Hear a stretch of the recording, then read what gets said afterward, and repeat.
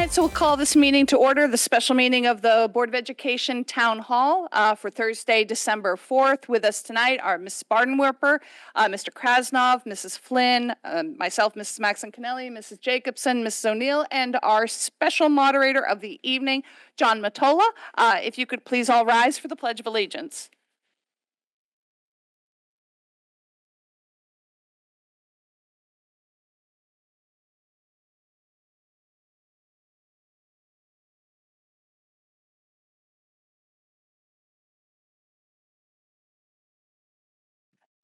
So we are delighted that you could join us this evening. Just a reminder about the agenda parameters, which is the discussion of facilities, finances, and programs. Anything you'd like to engage with the board on that fits into one of those three categories or more, we would love to have some give and take. Mrs. Rinaldi and Mr. Asa did extend their apologies that they couldn't be here tonight. This date came together rather last minute and they had pre-existing conflicts, so we're sorry they couldn't join us tonight. And obviously, if there's anything you'd like to reach out to them in particular for, they would be delighted to respond. So please reach out to them. And at this point, I'm going to turn it over to our moderator, Mr. Matola. He'll set some kind of basic ground rules. And all flexibility is up to him. We don't know if anybody else will show up, but again, we turn this over to Mr. Matola. Okay, well, thank you for having me here. I did this once a few years ago, vaguely remember it, but it was a good experience. I'm John Matola. I'm currently on the Board of Finance, in case you don't know that, and many moons ago, I was on the Board of Education too, so welcome. And I think, well, let me get an idea. How many of you want to speak tonight? 1, 2. Okay, so why don't we play it by ear, but maybe we'll spend 10 minutes or so on each topic that you bring up. And if someone is sitting out there, changes his or her mind and wants to speak, then feel free to come up. So, why don't you come up first? You ready? Whoever wants to come up. Yeah, wherever. Come on up. You ready? And then do me a favor for the record, just even though I know some of your names, state your name and address, and we'll get the show rolling right now. Thank you. Good evening. Greg Bosch, 470 Jackman. Nice to see you, Mr. Matola. Thank you for being here. I always appreciate it when a Board of Finance member comes and moderates at the Board of Ed, and I always encourage for more interaction between the boards as well. There's a whole bunch of different topics that I feel compelled to speak about tonight, but the one overarching issue for me is the budget conversation. And the reason why I bring this up this evening is because I don't want to see Fairfield repeat what occurred last year once again. It should not be required that we have hours and hours of public comment to put together a budget that sustains the school system. There was no specific new extravagant ask in last year's budget, yet a large increase. And so when I think about budget drivers, the area that I'd like to start is on transportation, because it's kind of what kicked off what I would describe as the firestorm last year. There's been a policy that was amended, and if I'm correct, that was February of last year, that I don't think has made any movement since. It sits there passed on a 3-0 vote out of the policy committee for this board to take up. And I guess procedurally, my first question would be, can that happen at any time? Or because of new membership to the Board of Education and what I presume will be new membership on the policy committee, has that unmoved, if I can refer to it that way, policy now died outside of committee?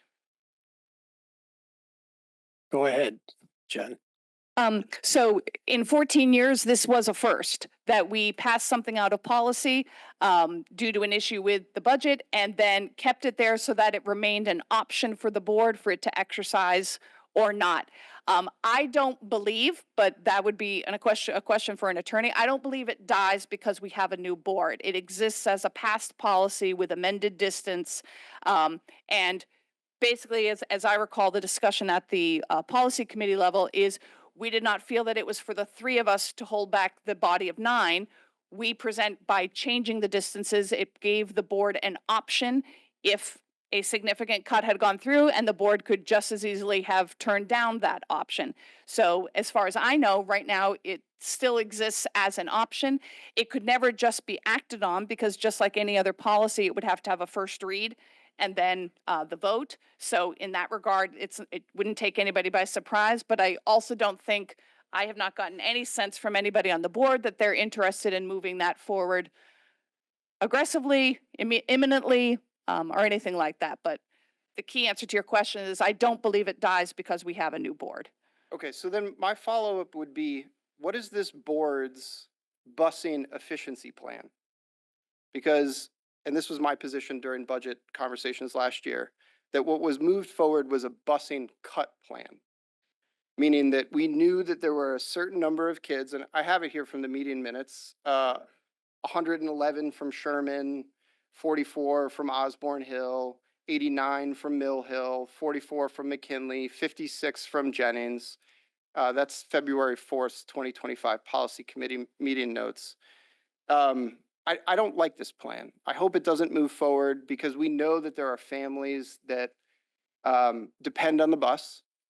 And I think that what we heard during that meeting was, and including from the Bike and Pedestrian Committee, ideas to improve efficiency in order to decrease costs. So I guess to restate it shorter, what is this board's busing efficiency plan should transportation be taken up during this upcoming budget season? Go ahead, Mr. Krasno. Thank you for the question. So we have been looking at it in our facilities meetings. It's been a topic that's been on agenda, ever since it first came up.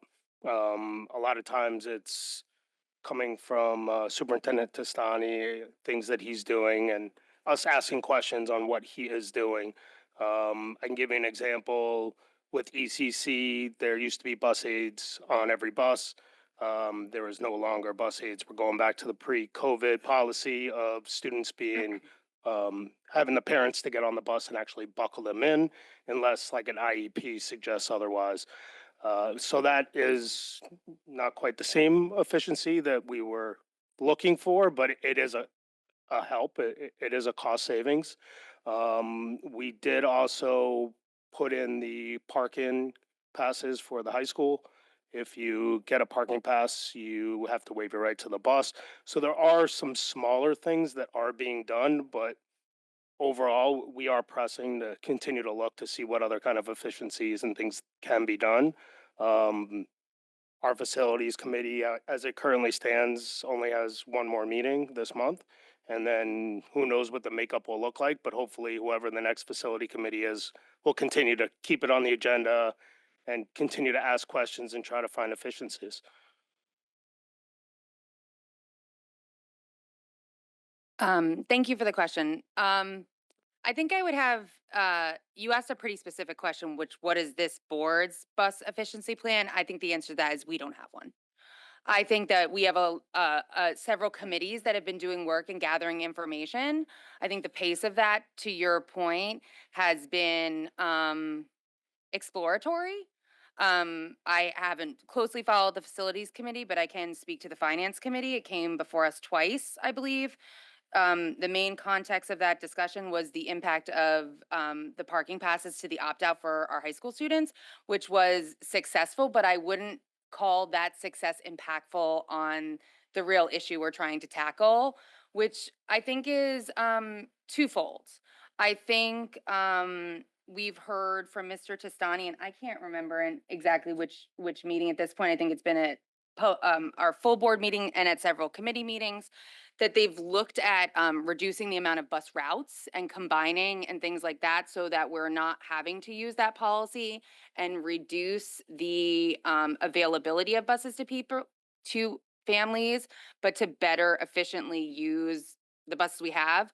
The problem that I think I continue to hear and to see anecdotally is that we have a lot of empty buses, and I think it's a complex issue. I think we have a lot of families that have the best intent to use buses and don't for a whole variety of reasons that, I think come from they have to get a child to an activity or they have to get to work at a certain time, and but some days they don't, and I think I've heard a whole host, but I think my main objective is we've now looked at what we've heard from our superintendent as recommendations, and those really aren't hitting a ton at that number that I think is going to become, to your point, a budgetary issue. So I think I'd like to continue hearing recommendations from our superintendent, who's the main point of contact, and also kind of explore transportation as a full board. I think it's going to have to be a part of our discussions. Jen Jacobson, go ahead. Thank you. Thank you. Thank you for being here. I'll echo what other people have said. There's been some little nibbles around the edges here, but nothing that's been incredibly impactful. I just want to start out by saying no fault to our transportation people and our drivers who get our kids to school every day. And Fairfield was operating under a very old pre-COVID contract. So it had been very not up to par, so to speak. So call it a market correction, call it a better agreement for the company. So I just want to start with that base of understanding why it went up so much. Yep. Thanks for And making that point. Yeah. yeah, so just so maybe people don't know that from the beginning. It's going to go up again, Mr. Matola, by 18%. We've been told. Which will be another multi-million-dollar increase unless something more significant is done. So this has been something that has been talked about, and Mrs. Maxon-Kennelly could probably share for years and years and years and years. And when people write us or call and say, why are there so many empty buses? And why aren't we doing anything about it? Well, the reality is there are also laws around this, and whether that seat is empty or not, you still have to have it. As long as they're eligible for the bus, whether it's empty or not. So I think Mrs. Lim makes a good point about people who are eligible for the bus but don't use it, but also don't opt out from it, which would be a huge help. We also have to contend with the issues in different parts of our neighborhoods that even if we wanted to consolidate or make more walkers than busers, we have a lot of hazardous conditions in certain areas, but not so in others. So it is a very nuanced. So what I hear is, and when I agree with you very much, and I was very much a part of this last year, that this is something that we really do need to hone in. Yes, as a budgetary issue, but just as a responsibility issue as well. We have very, very low ridership in some of our buildings.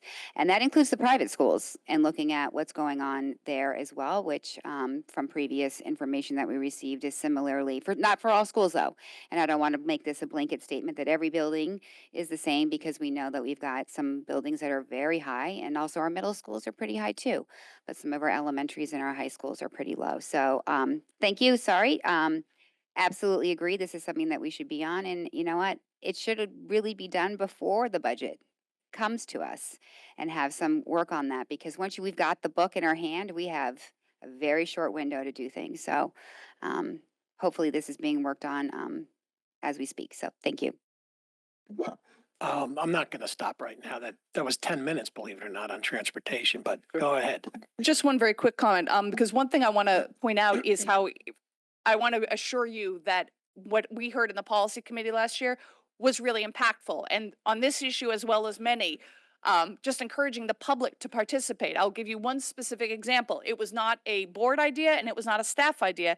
In that policy committee, one member of the public came up and gave the suggestion of over-enrolling bus routes that they knew, or that experience had shown, were typically more of our emptier buses. And that was something that I know staff picked up as, that's a great idea. And again, to repeat, it didn't come from the board and it didn't come from staff. It came from a member of the public. So just, please know that the input matters. We do listen.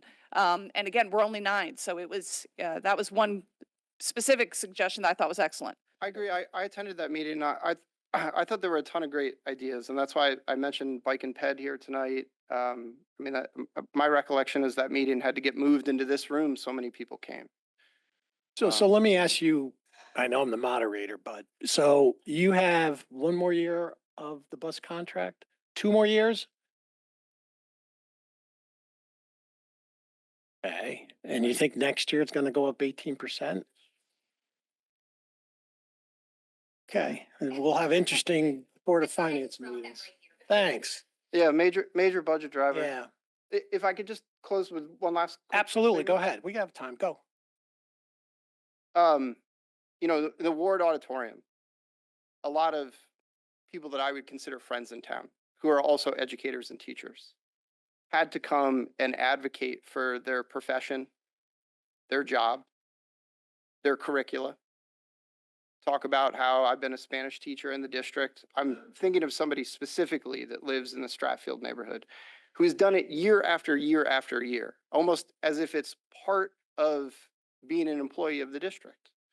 When your particular focus area is maybe the first to be brought up as a option to save money. And I don't know why that hits me right in the feels.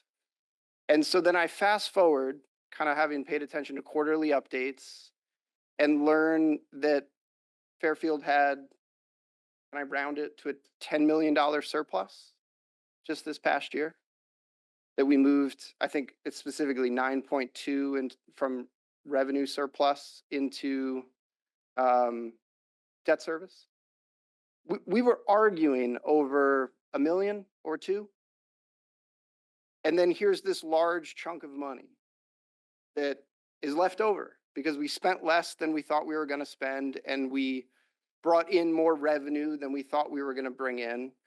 And I get how that contributes to our AAA bond rating, which is stuff that people smarter than me assure me is important. But I hope in this budget conversation that we're about to embark on for the upcoming fiscal year, we can also think of those teachers that will sit at this table and talk about their profession and their job and the students they teach, and just do a little bit better so that every year we can do just a little bit better by our teachers and our students and the Fairfield Public School community. That's all I got. Thank you for your time. Thank you. Why do I think that was directed towards me? Respectfully, I'm just kidding. All right, who else would like to say something? Come on up and identify your name and address, please.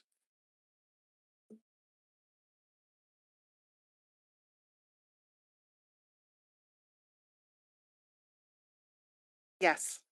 Does that work? Okay. Thank you. Amanda Campbell, Riverside Drive, Fairfield, Connecticut. I'm a parent of 2 Fairfield Public School students, an 8th grader and a 4th grader. Thank you for the opportunity to speak with you tonight. I'm very grateful for all of the hours that you put into being a Board of Education member, especially I know how in the weeds on many issues you all are. And it shows, and it's meaningful for the parents of students in the district. So seriously, thank you. I am very in the weeds on one issue, and it's a memo that was shared as part of the Board of Education materials October 3rd. It's online, part of those board materials from that October 3rd meeting. It is an October 1st memo on the demographics of accelerated math at the elementary and middle school levels.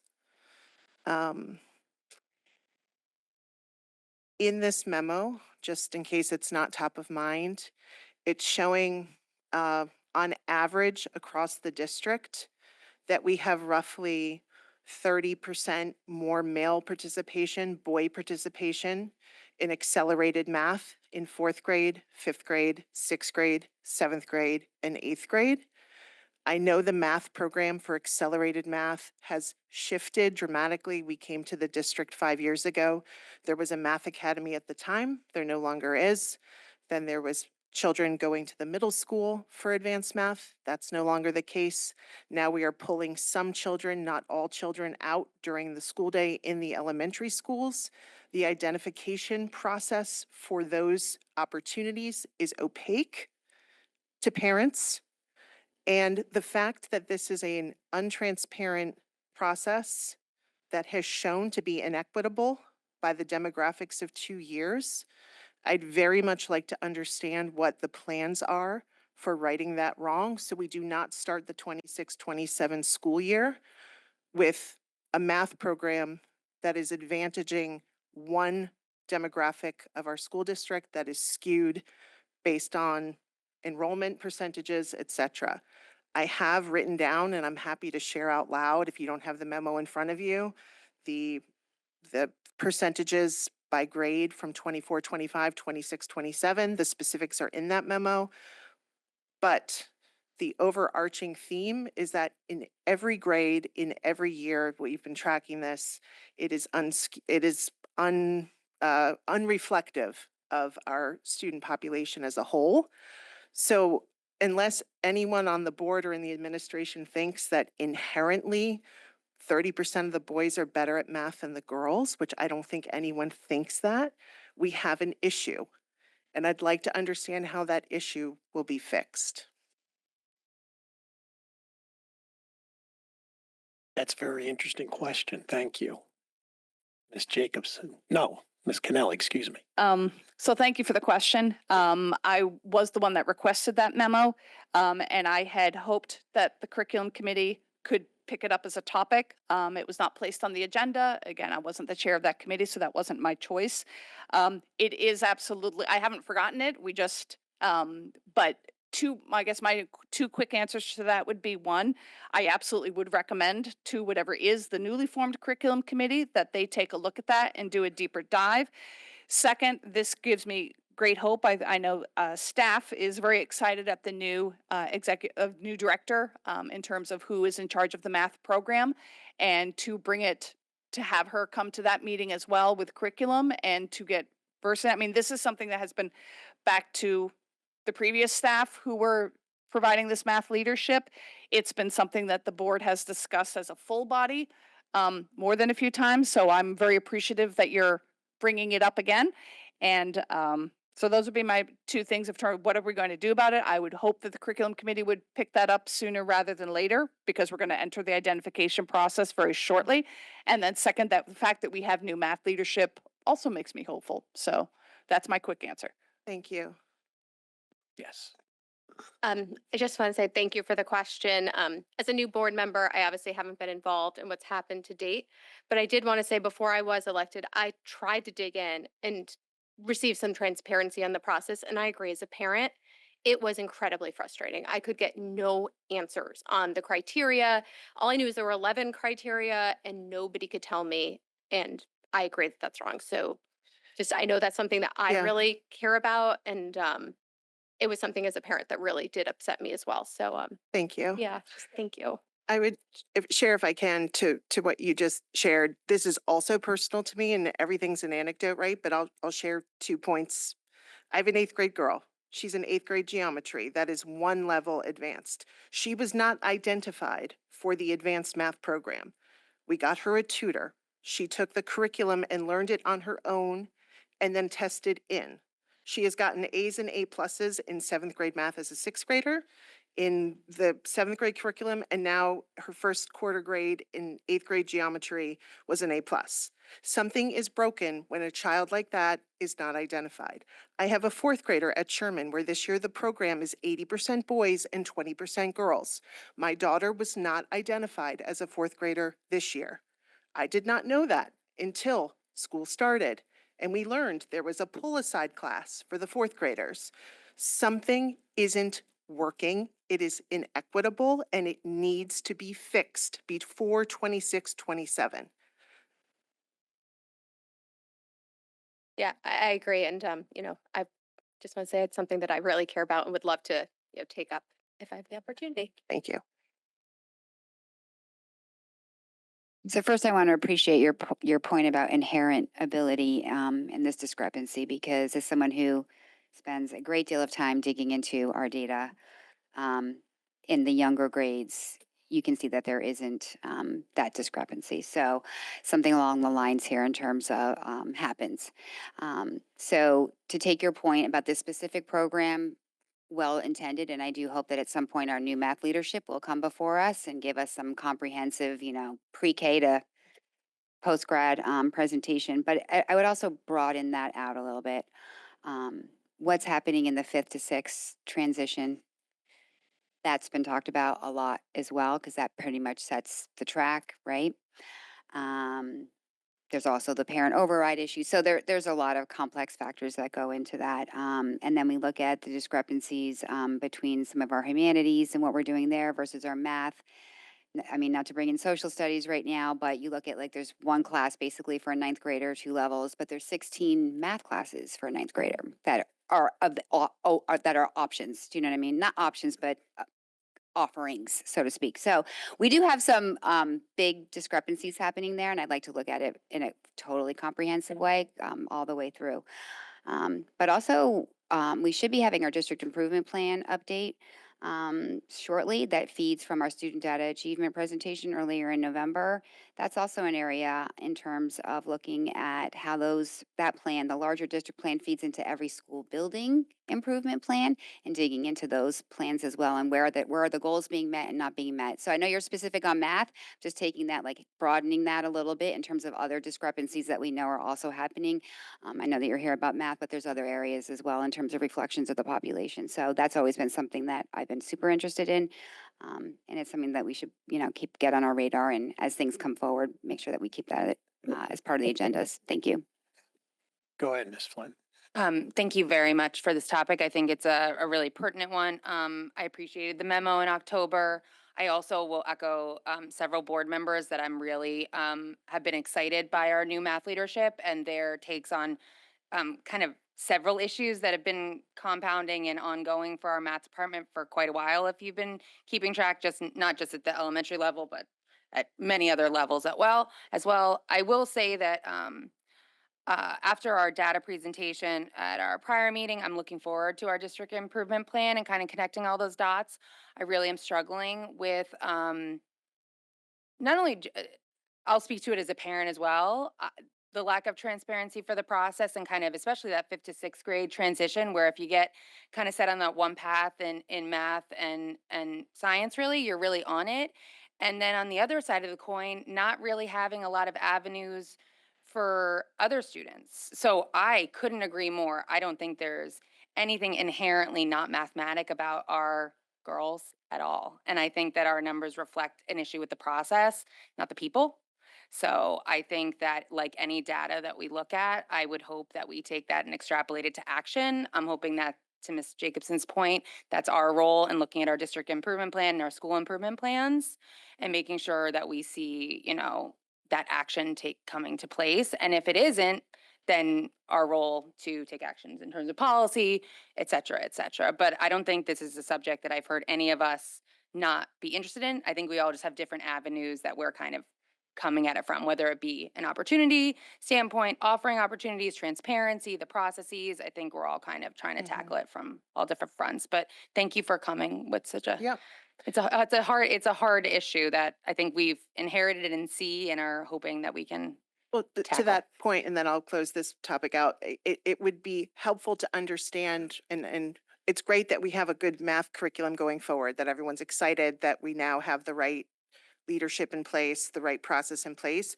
What is the avenue for kids who were here when things were perhaps not as bullish to make a sidestep into the accelerated curriculum? Because math seems to be, once you're locked in, you're locked in. So a way to leverage that gap that may have been created right now. Yeah. Some attention on that. Great. Thank you. Thank you. Thank you. Who else would like to say something? Come on up and give us your name and your address, please. Rosado, 564 Duck Farm Road. I have a kindergartner at Riverfield. Oh, it was green. Can you hear me now? Okay. I currently have a kindergartner at Riverfield. I have a 4-year-old at pre-K4 Assumption Catholic, and then an 8-month-old. So I'm very new to the education system and am learning a lot. 2 of my things I just wanted to talk about is busing, which I know Greg talked about extensively. Just from a parent that lives 0.78 miles away from the school with young children, I think when we look at walkability for the K through 5, it's a very different definition than those that are in middle school. So K through 5 doesn't mean it's not walking. It's parents doing it. It's going there. It's the congestion of getting them there. And I understand everyone's looking at it.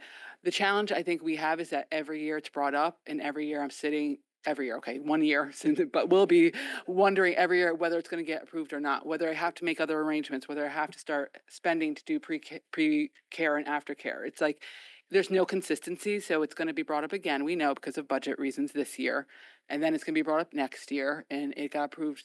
And so for me, I'm sitting here not knowing what am I going to do, and because budgets aren't settled, I don't know what to do over the summer. Do I have to get before care? Do I have to adjust my work schedule? Do I have to do this? And we just don't know. So I know it's not an easy question. I think there is something to be said for efficiencies. And my kid, she rides the bus every single day. So check mark on that. But I think it needs to be determined and maybe have a long-standing policy that for the next 4 years, you're okay, that you don't have to worry about it every single year and try to figure out. And, I get it. I work in business that, things cost more year on year, but just from a parent's perspective, it's stressful because right now I know it's going to be on the table and I won't know how to plan what to do with work and, costs and all that stuff. The second, I don't know if anybody has anything. I think you guys all answered bus questions with Greg. The second thing I just wanted to bring up was world languages. My kindergartner took Spanish in her daycare for 2 years at Assumption Catholic School. They take Spanish in her TK class. My 4-year-old has taken pre-K 3 and pre-K 4 Spanish. So I was very surprised coming into Fairfield Public Schools that it stops and that it starts only at 3rd grade. I think we all know that at this age, this is when they learn, this is when they retain, this is when it's easier for them to do it. Both of the girls still speak Spanish at home, counting, all that stuff. And it's really just concerning that we don't start it until 3rd grade. I think there's such a big opportunity to continue the education. I'm looking at what I can do for them after school just to continue it. And I know other districts, do start at kindergarten or start at 1st grade. I think, again, I know it really comes down to budget. But I think it's a really missed opportunity for Fairfield to not have that languages starting at kindergarten when they're so, absorbing it. Like the girls, they do speak Spanish at home. And I know Lucy's now going to lose it because she's not doing it until 3rd grade. So those are the two things kind of like I wanted to talk about. Go ahead, Mr. Krasnow. Thank you for this. I know a bunch of us on the board would love to see it start at kindergarten or 1st grade. A few of us did ask questions of some of the hurdles. It happens to be a different certification before 3rd grade, which I guess there is not a lot of those people out there. I did actually a few weeks ago talk to someone that's going up to lobby at the state for changes with certifications, and I mentioned that one. So maybe that could change in terms of foreign language. I don't know. Otherwise, it's really finding the budget and being able to find the right people to teach it. We have quite a few schools, and we got to make sure every school would be able to get it. We also have to look at our schedule, which I know a lot of us want to look at. There's a lot of things that we would like to fit in our schedule right now. Science, social studies, I personally think should have more attention, maybe foreign language as well. I know some people would like more art time, which we now do have, but we had cut back previously. So in looking at the schedule, maybe we can find time. And hopefully we could be able to hire people that can actually teach it. That honestly, that is my biggest concern. If we were to want to go to that direction and not be able to fund the staff. Go ahead. Hi, thank you for the question. I really appreciate it. As someone who studied languages, I could not agree with you more. I think the earlier we start foreign languages with our children, the more they will retain, the better off they will be in the future. But I have to echo what Mr. Krasnoff just said. Obviously, the budget and time are our biggest constraints. And I am also a new board member, so I have not gone through this process before, what it would take to add something like that. But I do think it's important to think about a lot of the surrounding communities to Fairfield have foreign language starting at younger ages. And I do think in the long term, it would also be a positive financial decision. So thank you for bringing this up. Yes, Ms. Jacobson. I'll be simple. Thank you for raising the question. We had just recently passed our world language curriculum all the way through. So that happened during this past year, and a lot of us had put on the early input form that we were interested in K2 world language coming to Fairfield. It's been on different parts of district improvement plans for decades, and it just hasn't happened. I did make an amendment to add it. It didn't pass, but I wanted to put it on the table for this board to consider because I thought it was that important to do so. So it didn't pass, but it has. It's something that I do think that is important because if you're thinking about what you're saying, that is the time, right? That is the time. If we're going to think about brain development and the acquisition skills that are available. So I just wanted to say thank you for the question. I appreciate it, and I totally agree with you. Thank And the you. accreditation, I get, I mean, I don't know obviously enough about it, but also thinking that we're talking about kindergartners, they're not going to be learning complex languages or complex sentences or verbs and adverbs. So, if that can be changed on that end, and if other districts can find the teachers to do it, I'm sure we can do it. Schedule, I mean, I see her schedule now. I'm new to this whole A, B, C, D, E, F. I have no idea what's going on. She does. But I think if we really want to do it, and if it should be a priority, everything's important, obviously. But languages, I think, will help them throughout their, career and at school and beyond. Yes, again, Mr. Krasno, go ahead. Just to follow up again, I completely agree with you. Yeah. The issue is we have 11 elementary schools. Yeah. A lot of the surrounding districts that do it have like 3. So it is a little bit more of a staff concern. Unfortunately for us, we do have neighborhood schools, which is amazing, but it becomes a little bit more difficult. I don't know if they're out there. I'm just going what central office is telling me that it's very difficult to fill these positions. I got to take their word for it. But as Ms. Jacobson said, we could add it. It's just if we add it and we can't do it right, I feel like I'm failing as a board member too. So, Ms. Kennelly. Yeah, 2 quick points. I just want to piggyback on what Mr. Krasnov just said of if we don't do it right. And I think one of the things that hasn't been in our favor is that based on what we currently do in elementary school, we're not seeing it translate to any curriculum acceleration in middle school. So if we're going to make the case, as we will need to do before other town bodies, that this is something we're adding as, something brand new for this year or for any year, whatever that it might be, we've got to do it right. So we've got to be able to prove that we're going to achieve language progression and have a different middle school curriculum based on that. Right now, everyone in 6th grade who takes Spanish, it's Spanish 1. And it's 6th and 7th grade, it's Spanish 1 divided in half. So But do you there's, think if they started in kindergarten instead of 3rd well, grade, that's all I'm saying is that would be accelerate a that factor. You'll see that down in the I line would in middle hope. school? I would You hope. know, But this is also where actually the bus and world language have an overlap, which is when we don't want to make decisions in silos. And the reason, and I hear your point of, can we just put that on hiatus and put it aside? And I don't know what the 9 of us will decide to do. But the decision at the time with the transportation was, we don't want to decide that in a silo. Like, that does it, this is untouchable. But then we were faced with, as Mr. Bosch said earlier, well, what about world language? What about STEAM? All these other things suddenly came up as cuts. So once you take something off the table, I personally prefer keep it on the table. But again, unless the board says, nope, this is the untouchable, because if there's a cut, and I am hoping there isn't, but if there is, you're having to make decisions. And the challenging part, and like with world language, if we make the decision to invest more time, time's finite. School starts at this time, it ends at this time. You are having to take something away from something else. And I will say this, I think we're, as Mr. Krasnov said, we're all very excited to hear there's a committee at work. It's not a board committee, it's a staff committee looking at the elementary school schedule.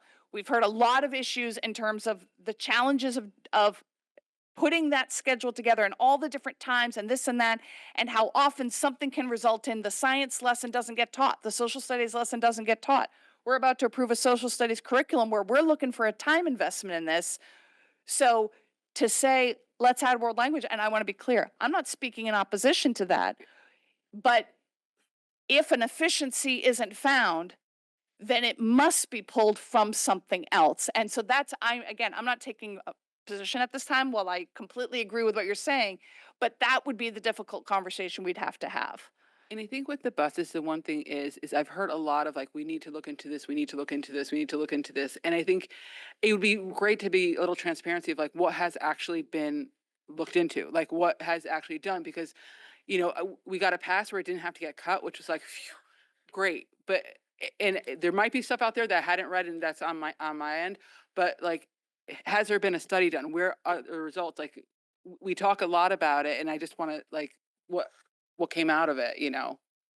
You go ahead, Mr. Krasnow. I can speak briefly to that and I'll give some background too. Some of it I actually was sitting in the audience like you guys watching them here at the board.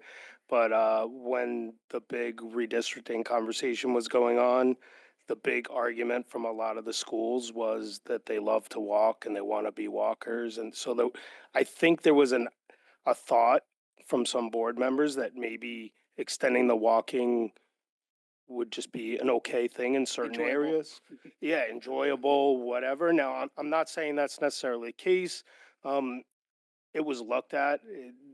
I know like any major road was being avoided, that there were like a lot It was more. complex. There were a lot more constraints to it than I think the public like was aware. We were never gonna put any kid in danger whatsoever. It was more if you had a sidewalk and you could easily walk directly to school, you know, maybe it was a possibility. I believe it was only gonna save like a bus. Yeah. So at the end of the day, why do it? No, I can't speak for central office, but Ms. Jacobson may be able to as well. I think we were told a bus or two. Is that correct, Ms. Jacobson?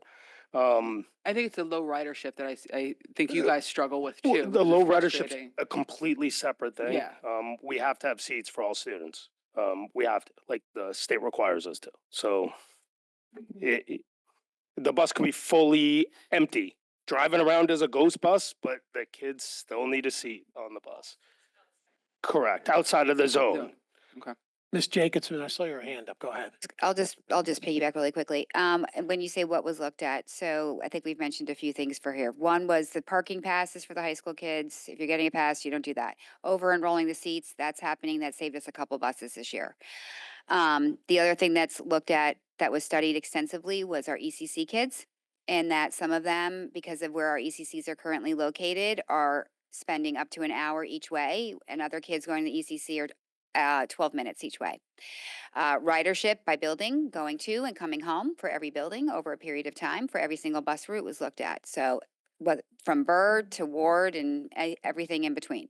So we have an idea, and that's done annually. And so I can go back and say, well, is it statistically different than it was 5 years ago or 2 years ago or 1 year? And the answer is no. It pretty much stays the same by building over time. The people that are using it, and the people that aren't. I mean, so when we say what was looked at, it's pretty mathematical and methodical. Yeah. In terms of the staff, like we don't do that. I mean, obviously the central office does that, but we get an idea of every building's ridership. So we haven't gotten that yet this year. I know that it was being conducted.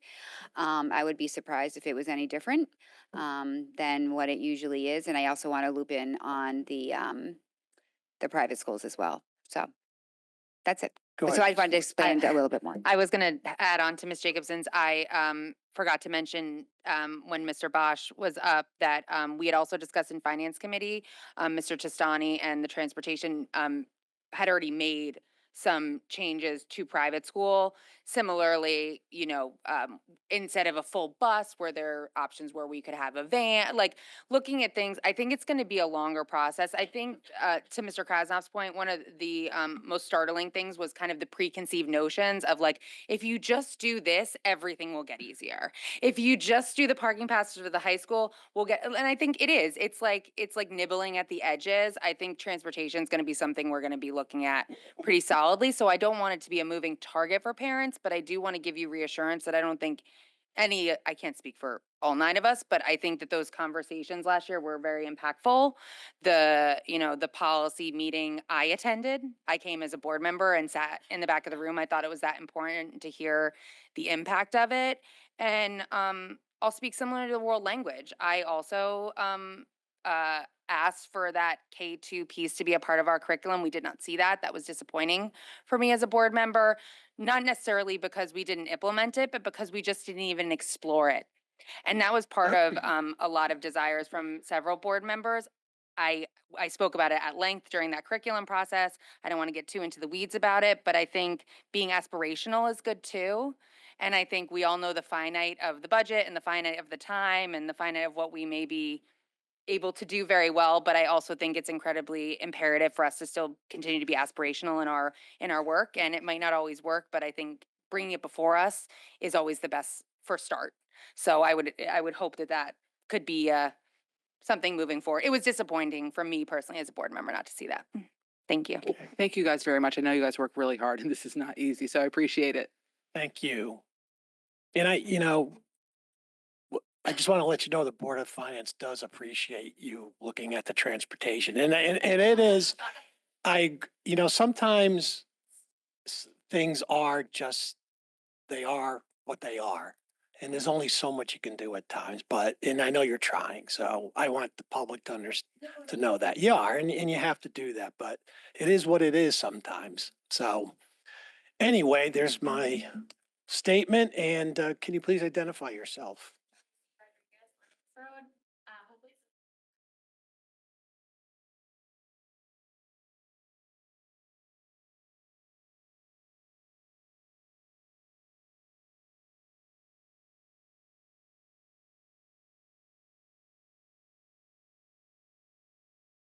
Oh, you gotta put your mic first. Sorry. Do you need me to start over? I was just saying that we recently found out there was a case of lice in my son's classroom. We found out because there was a fellow room parent who was volunteering who saw it on another child. She identified it to the school nurse, and that's when I found out, and it came to me as a room parent, that the policy has changed, that parents are no longer notified when there is lice in their classroom. And I just wanted to know, one, if we can advocate for that to be reversed, so that if there is lice in the classroom, we know to check our children, especially so that it doesn't get spread anymore. I understand that it's not a, transmittable disease, and I've done a little bit of communication around why it was changed, but I just wanted to put it out there that it's a very, obviously disgusting, thing to have to bring into your own home. We had it 2 years ago. It's also extremely expensive. You have to miss work and everything just doing your whole house. So I just didn't know. I know there are reasons why it changed, but I didn't know if it could be looked at. And then the other question really that's almost more important is, when those decisions get changed, how do we become aware of them? Because as a parent, finding this out from a room parent who told the nurse, who then got a policy, who then messaged me as a room parent to send out to other people, just was not an effective communication strategy. So when there are changes like this, how do we find out about them? Go ahead, Mr. Krasnow. You had the lice question. Well, if I'm sorry to bring if this. it makes you feel better, Yeah. this is the first I am hearing of it. I honestly had no idea that was a policy change. It wasn't a policy change by the board. It happened Yeah. years ago with the state, I believe. Well, I know it's not just a Fairfield thing, but I just don't know how to advocate for it. I know 2 years ago when we had the health that department. we were notified, because we sent in, my son had it, we've done the treatment, what's the policy? And then, immediately we get a message from the teacher, which was amazing, because then you can stop the spread of it. Ms. Kennelly, I think you had your hand up Yeah. first. And you. So that it's unfortunate that our Board of Health liaison is one of the two board members who couldn't make it here tonight, but I couldn't recommend enough that you contact Tracy Rinaldi, Okay. who's the Board of Health, the Board of Ed liaison currently to the Board of Health, but then also the Board of Health directly. Okay. And I know we also do have a new coordinator of nursing. Is it Sarah Payne? So, it's at least to get transparently for yourself more information about that, but I just want to also be very clear. We use the word policy sometimes loosely, and I'm the policy chair, so I don't use it loosely. I want to be very clear. That was not a Board of Ed policy. It was something that the Board of Health put into Right. place for us. But I couldn't agree with you more. My kids were in elementary school at a time when the practice was notification. Yeah. And I understand the concern about shaming individuals, except it's now become, it is fairly common. It's, Right. I'm not going to get into that Well, because again, it was out of our hands. Helps stop it. So that's Yeah. where, like, if we don't know about it Of course. and then it's going around, you're So not that would be my, stopping that it. would be my very specific recommendation to you is both to email Ms. Rinaldi at, Okay. at my suggestion, but then also directly the Board of Health to say, could this please be a topic of conversation? Give your scenario, because your anecdote is a perfect example of the downside to that, where something that could have been become more rampant could also be nipped in the bud. Exactly, yeah. So- And just about communication, what do you think, like, I understand it's not Board of Ed, but because it is affecting our students, like, how do we stay updated? How do we get those types of information? Go ahead, Miss Flynn. Hi there. Hi. As a fellow elementary school parent, I commiserate, and the new policy has been challenging. I was also in PTA leadership when this change went on.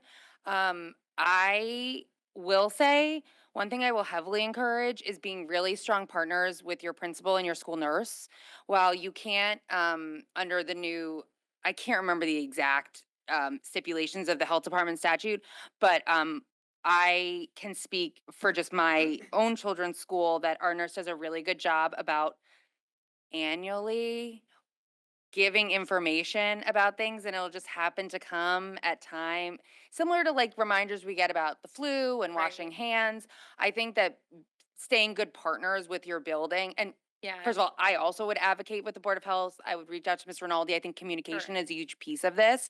But in the in between of that, I would just encourage, you know, communicating with your PTA, communicating with your principals about that communication coming from them, helping to remove the piece of parents being used to disseminate that information. I know that I've seen it be a very hard thing for some families to deal with, shaming going on, you know, calling people and saying you have to go do it. Like I've heard plenty of anecdotes. So I think the more we can get ahead of it with communication, like I said, I know they're not allowed to on an individual case by case basis, but I think the building can course, send yeah. out reminders to be Yeah. diligent and to do chat. I think there's a happy medium that, Sure, like I yeah. said, in between advocacy ways to find some communication. Thank you. Yeah, Ms. the Jacobson. nurse was the one who had shut down saying that no, because of the shame issue. So we tried that route, but I do appreciate it. Well, as for the second piece of your question, when you're at the next Board of Health meeting that you're going to go to, All the boards. yeah, you are. There's always, I mean, I'm sure that you're aware of all like the Fairfield alert systems and all of that, just so anything that's going on in town, you're getting it from the town side. But also we have a really good, you know, the whole parent square communication thing. So perhaps it can be an ask of yours for the Board of Health that if there's any updated policies or procedures that pertain to school buildings, Yeah, that that's a be great idea. distributed through central office and through Parent Square. So like if we just collaborate in the communication and leverage the systems that we already have in place. So I don't know if they're going to help you with part one, but at least with part two should be easy enough to handle. But let's just make it raise that awareness that might be a need, Okay. or just remind. And so good luck and let us know how the meeting goes. Thank you. Yeah. Thank you. So it's a Department of Health issue, basically. Great. Okay. It's great to follow lice. Okay, so I am Emma Kay. I live at 524 Sturgis Road. My kids go to Riverfield. I have 3 of them. I'm here as a representative of the Sustainability Committee or the Green Team, whatever you want to call us. And I want to just briefly touch on turf playing fields. And I realize that the upcoming turf playing field has been already through your group and approved for. So I am going to summarize a little bit just in case it comes up again. We are going to go to the RTM because I know it needs to go through them too. So I'm just going to summarize the letter that we are writing so that it's out there, all the information, how we feel about it. So the members of the PTA's Council's Green Team have great concern over the installation of turf playing fields at Fairfield Public Schools. As advocates for sustainable decision-making at FPS, we discourage the use of artificial fields because of the negative effects on the environment. And as a parents of FPS students, we discourage the use of artificial fields because of the harm they cause to our children's health and safety, not to mention the high cost of installation, maintenance, and disposal. So I'm gonna, like I said, I'm summarizing here. There's a lot of links in this letter. I'm not gonna read HTTPS, but here are a few of the scientific arguments against turf playing fields. Studies have found artificial turf releases PFAS, or forever chemicals, microplastics, and other chemicals to surrounding groundwater, eventually making their way to our drinking water, rivers, and beaches. Artificial turf field can contain as much as 400,000 pounds of plastic or rubber, petroleum-based products that contribute massive amounts of greenhouse gases to the environment during manufacture, use, and disposal. Communities have been deceived by manufacturers' claims that their products are PFAS-free, as well as the ability to recycle turf at the end of life. In fact, turf often ends up in landfills or illegally disposed of. The Children's Environmental Health Center of the ICANN School of Medicine at Mount Sinai strongly discourages the installation of artificial turf due to the uncertainties surrounding the safety of these products and the potential for dangerous heat and chemical exposures.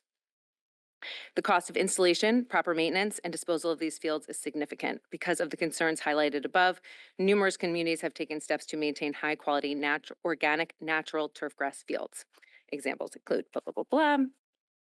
So I just want to say that we appreciate all the issues surrounding artificial turf grass. We want our kids to be able to play sports. We understand the equity issues behind one school having one school not having one, potentially our surrounding towns having them. So we understand that. We still feel that the negatives outweigh the positives. So if we do end up going for turf fields, we would really appreciate some signage at these fields. Westport and Ridgefield both have put up signs that describe the potential harmful effects of the fields. They say you need to wash your hands, any exposed body parts after being on the fields. You take your clothes off immediately and wash them so that you're not bringing the dust into your home.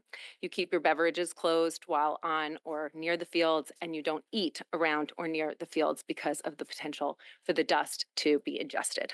The other thing that other towns have done is a protocol for heat. So if that it's too hot, you test the heat of the fields and make sure that it's safe for the children to be playing on. Children, I guess, I don't know, high school students, like still children, but so that's it. Just wanted to put it out there. And like I said, we understand there are a lot of ups and downs for both natural and turf playing fields. I think that we just feel that all of the negatives should be considered and the alternatives for natural playing fields be considered. Thanks. I don't know if anyone wants to comment on that. Yes, Ms. Flynn. Thank you, Emma. Thank you for the comments. Thank you for the email. Just out of curiosity, are you aware of what materials the Westport and Ridgefield fields currently are? I don't know, actually. That's a great question. I'm just gonna go. I'd be curious because I thought some of those fields were different material. Are those only for crumb So rubber or I- for I any would s- materials? I I'm just want to point curious. out that there's a lot of, I think, misinformation about like the fill versus the top layer of Yep. these fields. So I know everyone keeps saying we're going to have organic materials Yep. used. There's like nothing the fill is one thing, the top material is the other thing, and you can't have organic material, I think, as the grass blades, I think is the issue here. Unless it's grass. Yeah. Unless it's grass. Unless Thank you. grass. That's right. Like unless you have grass. Thank you for coming with the information and 2 recommendations. I'm going to look into both. I always appreciate when you come with some action items, and Green Team always does. So thank you, guys. Thanks. And also, obviously, I didn't want to like go through every scientific study, but I'm happy to provide more information with links and everything. We voted on the Board of Finance just to fund that, but we were, I don't remember the details, but we were told that the newer fields don't have the same issues. So you were too, right? Yeah. I mean, I know you're we concerned could about agree it to too. disagree on that one. Thanks. Okay. Thank you. Anybody else? Come on up.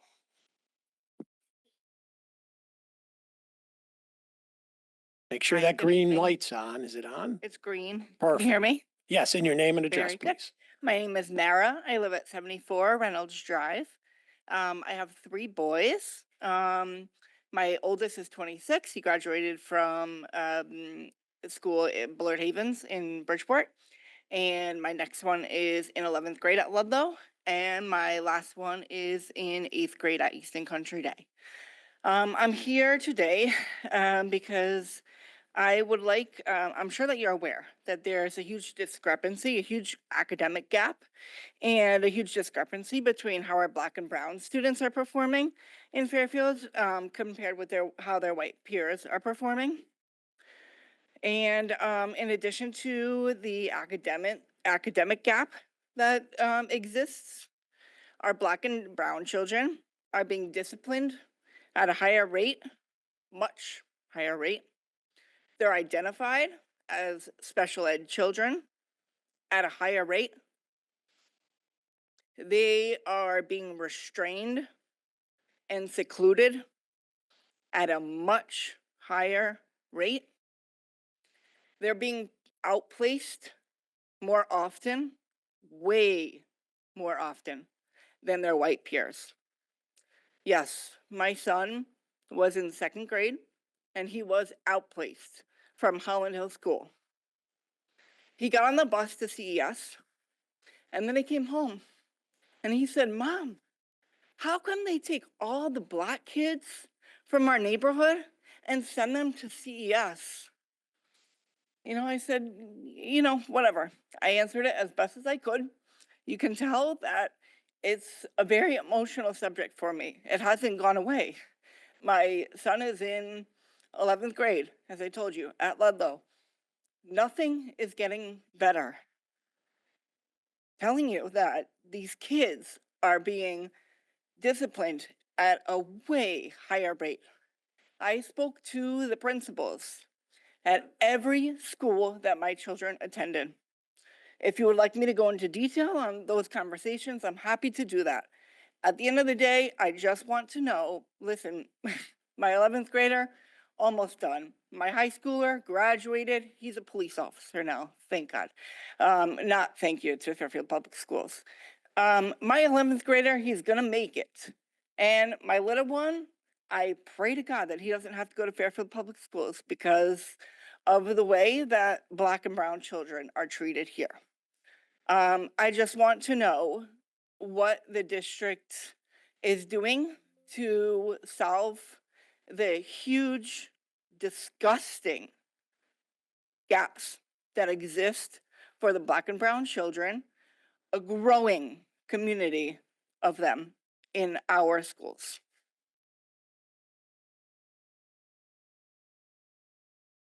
Ms. Kennelly. A lot to tackle there. None of, and I'm willing to say up front, nothing I'm about to say is going to satisfy you. It's too huge a topic. And I'm not saying that to criticize the topic. I'm saying because it's a momentous topic. I mean, obviously in my 14 years, there has never been a year where we're not talking about the achievement gap, or you might call it the opportunity gap. It's part of our data discussion.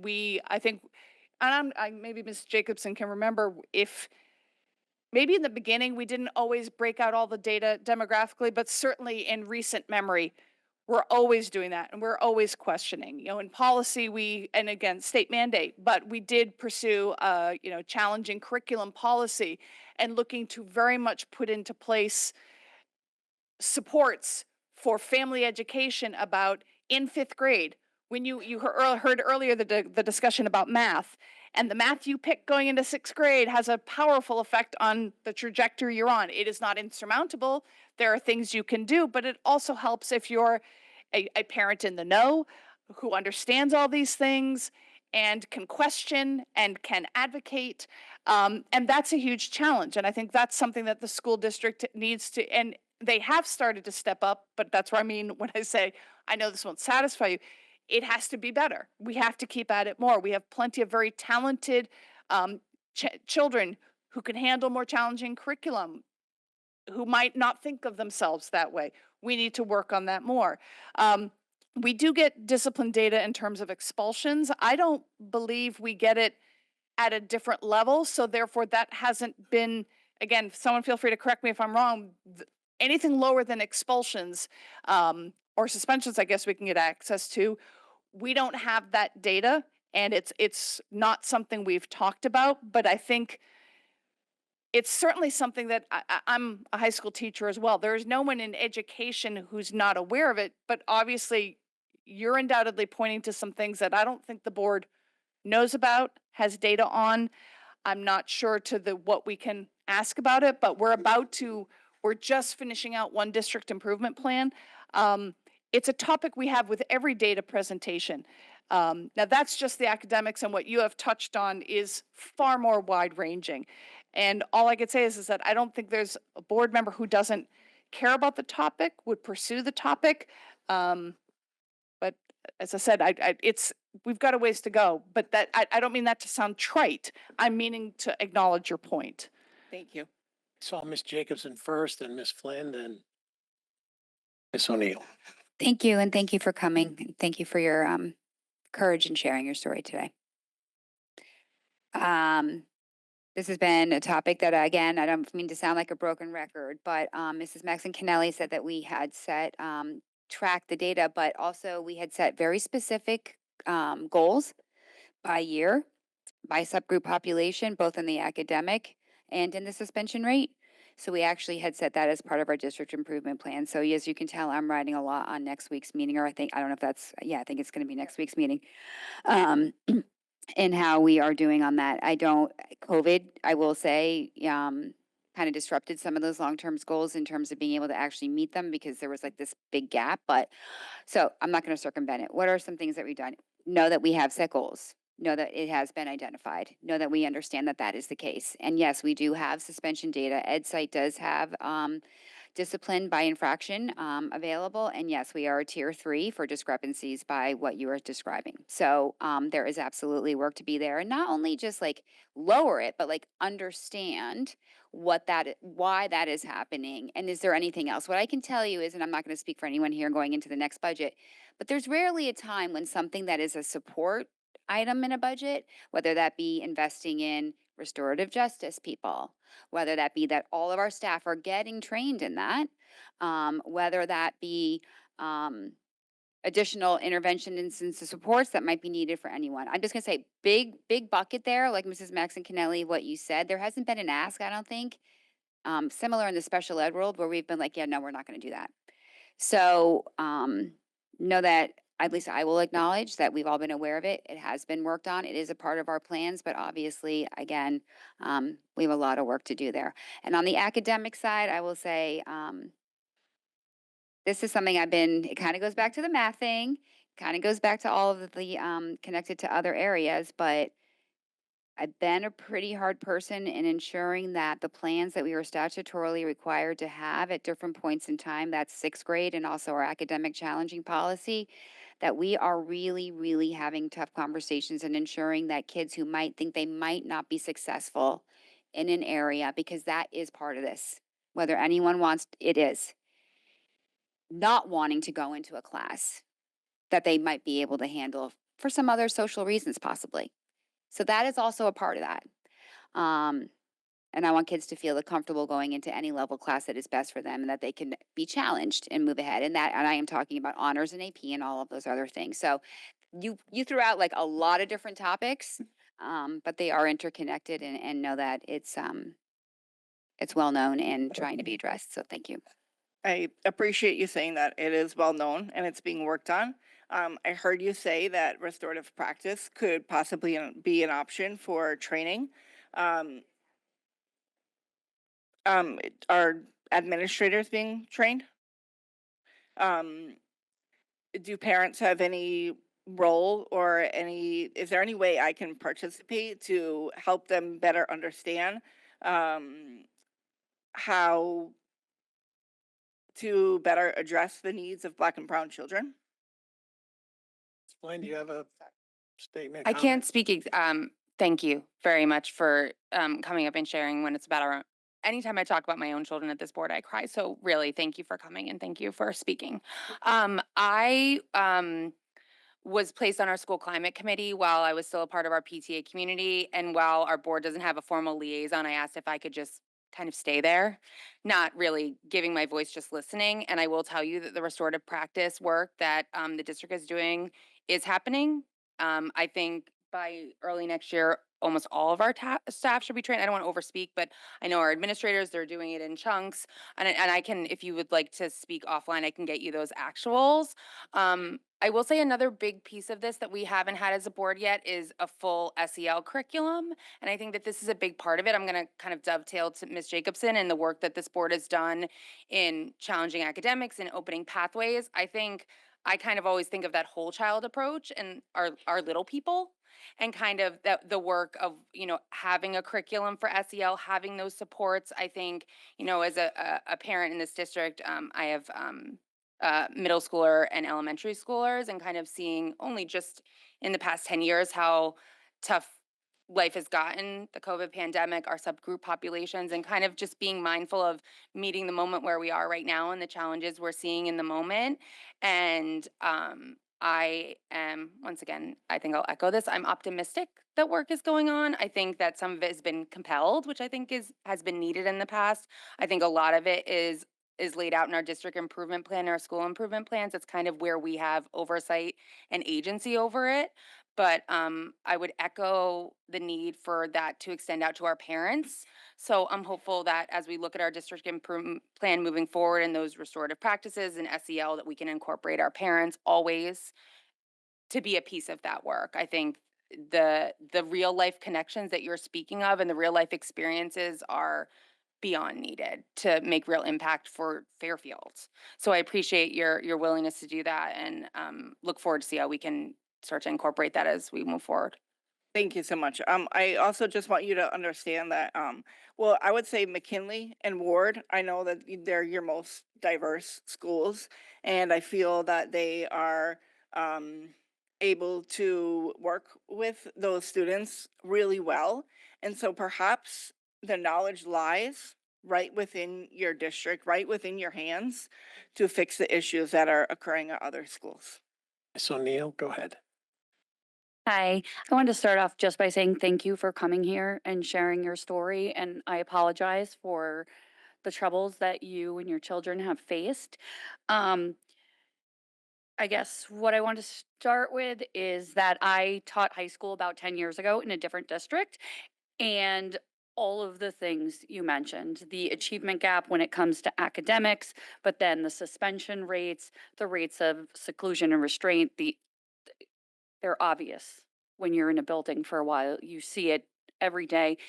And unfortunately, I think it almost becomes commonplace because it is so rampant. But I want to say, as a new board member, I want to promise that this is something I want to pay attention to and work on changing.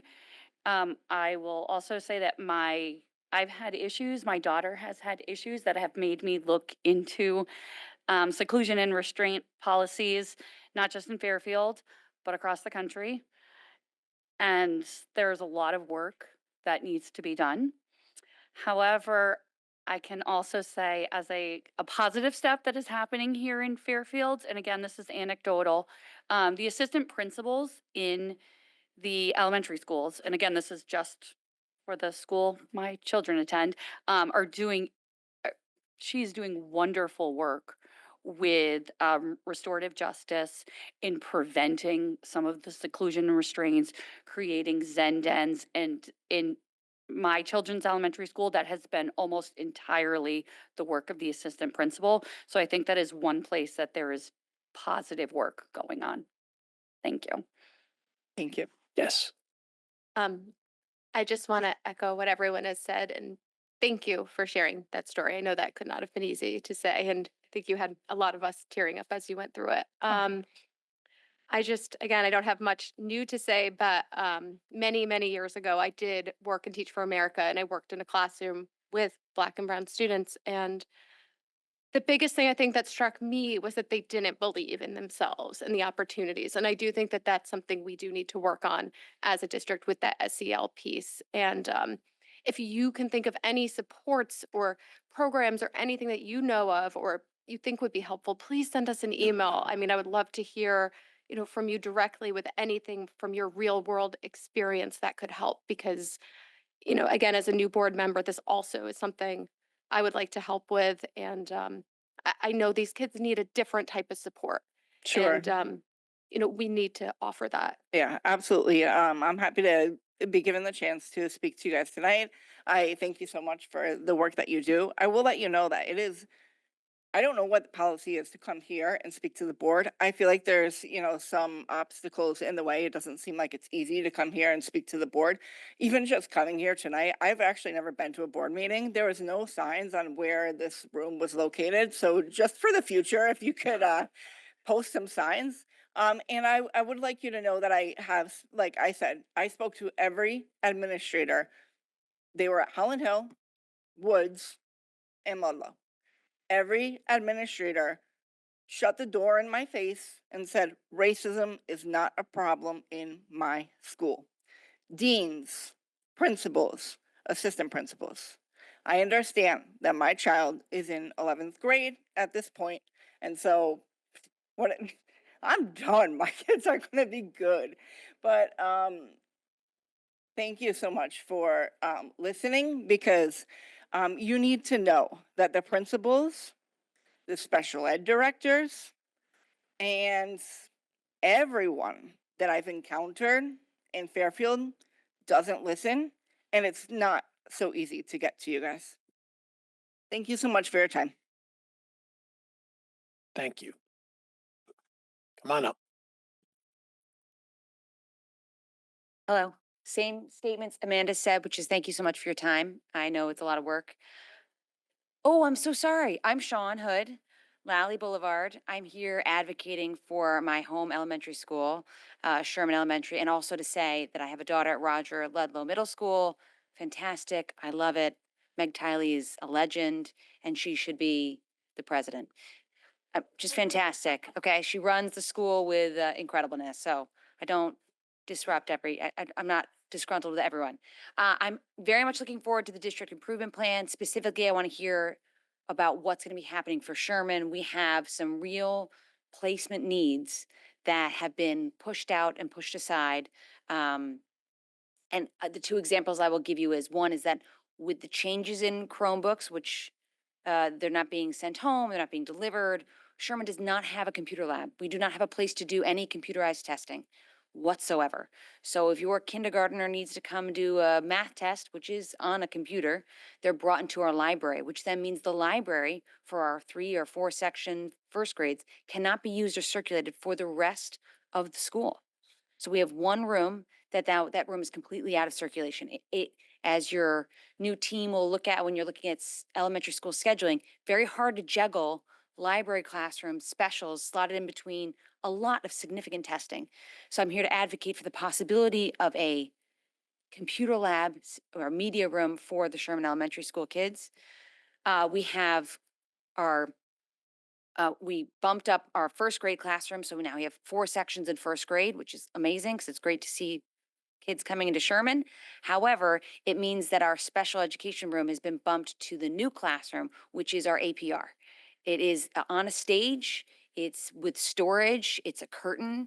They're using bookshelves to hold together the boundaries that kids who might need OT or PT are in. There are no windows. They are next to the garbage that for composting. This is where our kids that are being pulled out of their classroom are being brought into to learn at their best. The reality is that Sherman is out of space, and we need to kind of talk about the reality is we have a trailer that is sitting next to our annex that is infested with rats that should be removed and replaced.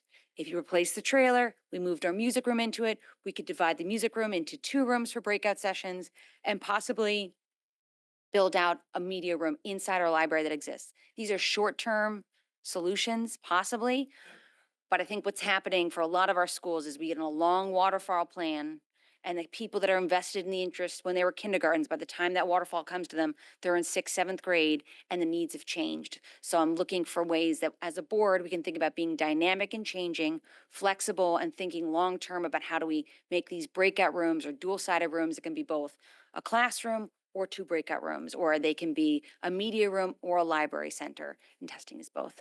So that's my bit from Sherman.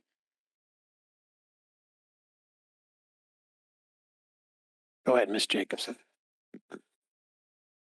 Hi, we've talked about this a lot in the last year, our facilities plan and our long-range facilities plan. And Sherman is unique in the sense, for those who don't know, that over the years they've had to have multiple small renovations versus you might hear like a Mill Hill or like what's happening with Dwight because they're in the floodplain. And so they are under a FEMA cap. So there's been 3 separate phases of Sherman renovations at this point, like they have air. Yeah. Right? And some schools don't yet. And so when we talked about Sherman in particularly in facilities and also when it came to this board, that our director of operations position at this point is that because of the FEMA cap, the issues at Sherman will continue to be addressed in that same similar fashion, right? So it's not going to change.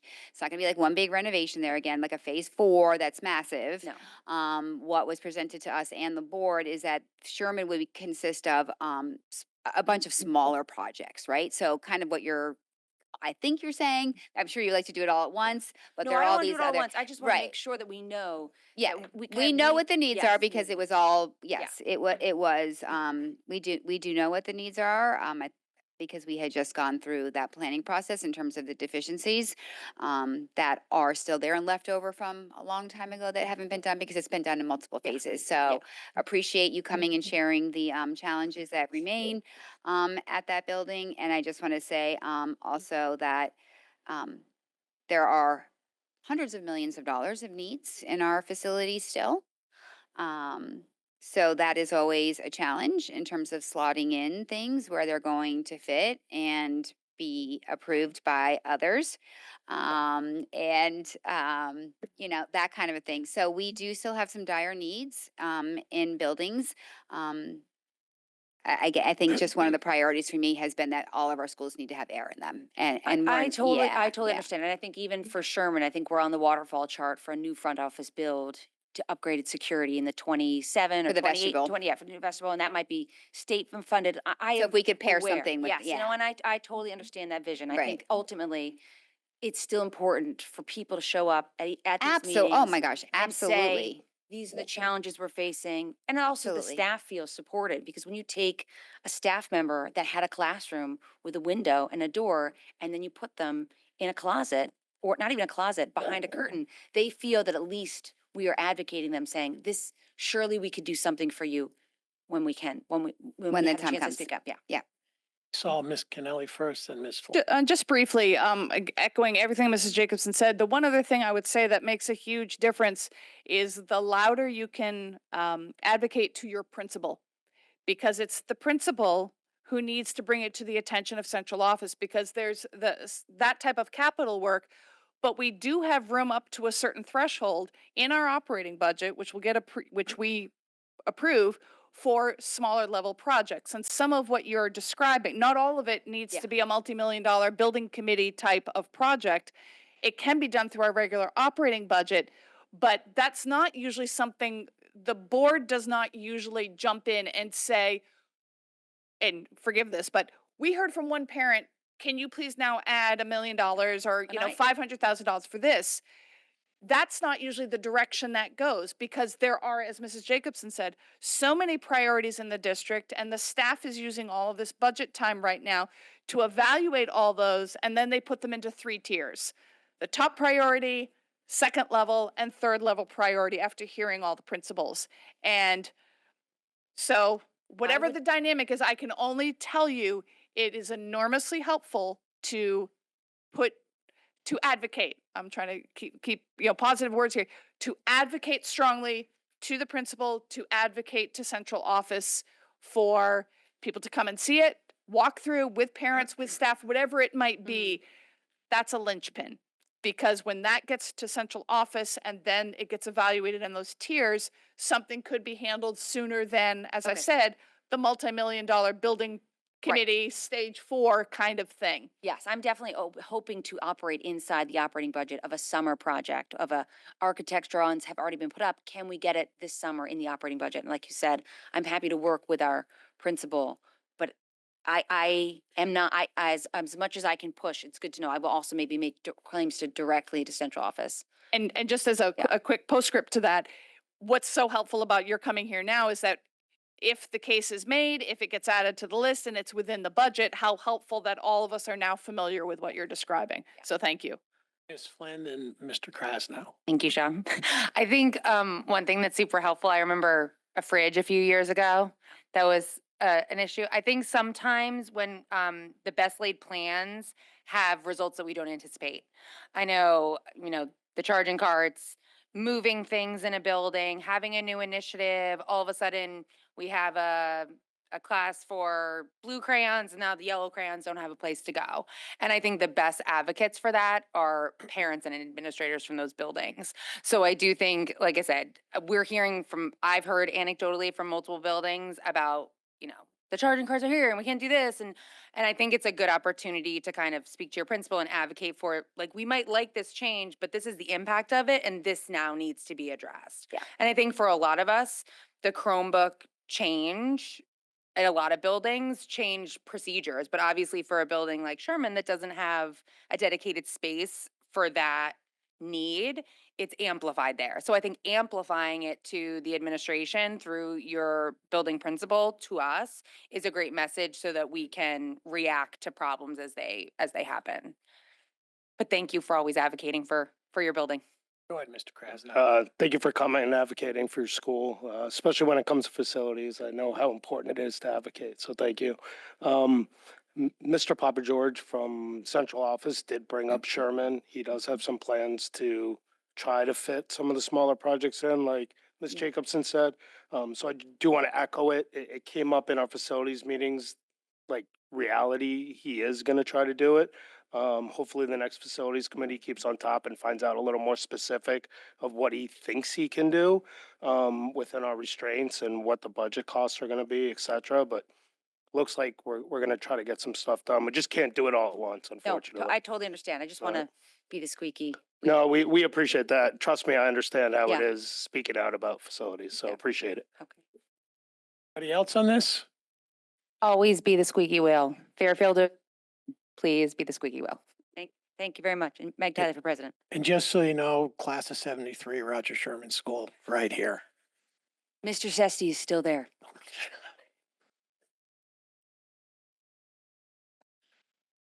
How are you? I'm a squeaky wheel, sorry. Jackie Riley, 100 Paper Lane. Am I on? Green light's on. Okay. Okay. Jackie Riley, 100 Paper Mill Lane, Fairfield, Connecticut. I'm a retired art teacher. I also have grandchildren in the school. I raised 4 children through the school system.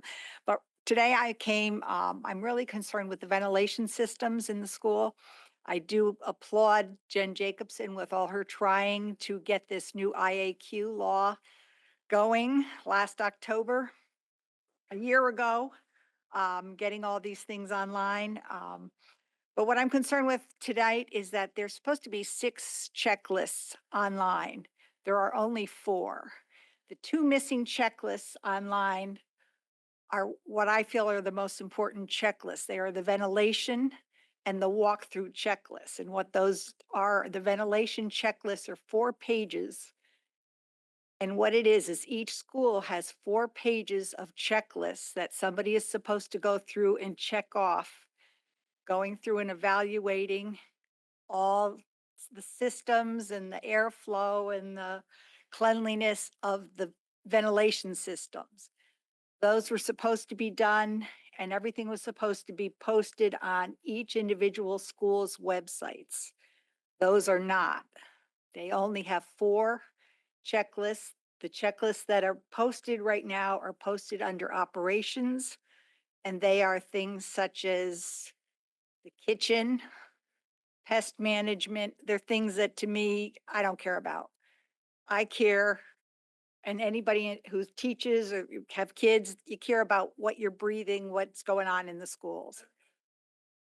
Yes, I'm sorry. Are you referring to tools for schools? The tools for schools, yes, there's Okay, thank you. 6, if you go on, you could find the 6 checklists under, there's the Department of Administrative Services, all you have to look is indoor air quality for schools, and they list everything you have to do.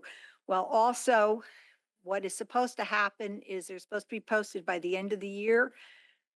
And then they were also supposed to be sent to the state. The state is supposed to actually get forms sent to the state verifying compliance. I checked with the state in February. They didn't have anything, and I checked again in October, and there's nothing in October saying this was done. But of course, two of the most important have not been done. I just think, to me, that's, number one, it's a state law. Number two, it's a very valuable state law. And I'm not sure what the consequences are. I don't think there's any consequences for this, but it is an annual law. And the next one, which comes up, is the 5-year, they have a 5-year HVAC inspection that comes up starting in July of 2026. That'll affect any kind of grants that the school system's trying to get. But anyway, I think anything if you want to find out about it, it's under the Department of Administrative Services. Just look up IAQ. It gives you the links to the forms the school system was supposed to send in. And what it does is it tells you, that shows you the 6 checklists. You could also look through the checklist. That also is the way of the school dating when they do their radon tests. It gives you a variety of things, which is amazing. I know that I was listening to the facilities committee meetings last year. Jen Jacobson, for 4 different meetings, questioned about this being done. And I applaud you, Jen, with you trying to make sure this was done. And one of the things they said, Synergistics was working on it. HVAC PM people were working on it. And then also, then at one point they said they were going to use the retro commissioning reports from 2022. I contacted the DAS, and this woman, Melissa Conway, I think her name was, from the DAS, said that that wasn't going to be acceptable, an old report from 2022. I just think that, I'm sure you have so many things on your plate. To me, ventilation is very important. And I just think the fact that it wasn't done properly, and then you have to, I think the way the law reads, it says, requires local and regional boards of education to provide for an IAQ inspection and evaluation. So I'm not sure they're hanging anything on you, but yes. Go ahead, Ms. Jacobson. Thank you for coming. Not telling me anything I don't know. I don't want to presume, quote, it wasn't done. I do know when we were trying to get the reports done last year in time to be compliant with the law, there was, not that it's an excuse, but all 6 by building had come in like this large PDF and needed to be like separated out, and it was pretty complicated. So that's not an excuse. So what I'm going to do is follow up in the next meeting and just go through like, where does that stand? Because obviously we're coming towards the next end of the year and getting those posted for this current school year. I don't want to poo-poo the food services reports and the ones that are up there, because those are actually also very important. Then the pest management, I get it. They're kind of all important. And also the big air conditioning ones, the one that's every 5 years. I mean, thankfully, we don't have to do it all in 1 year anymore. They did change that. It had originally been, and I had testified years ago, like, how is every school in the state of Connecticut going to be on the same 5-year cycle and get that done with enough contractors in the state? So eventually it did change to a rotation. So those will be coming in. Of course, we've implemented in certain years. So that's actually helpful budgetarily, that we don't have to do them all at the same time as well. But yes, thank you for bringing it again and reminding us about that. But I will double check on the 2 that we're missing and where we stand. The new ones have to be done by the end I of this know, year. I know, Month. I know, I know. I understand. Thank Okay. you. Well, thank you for all you do. Thank you. Anybody else from the public want to come up? Come on up.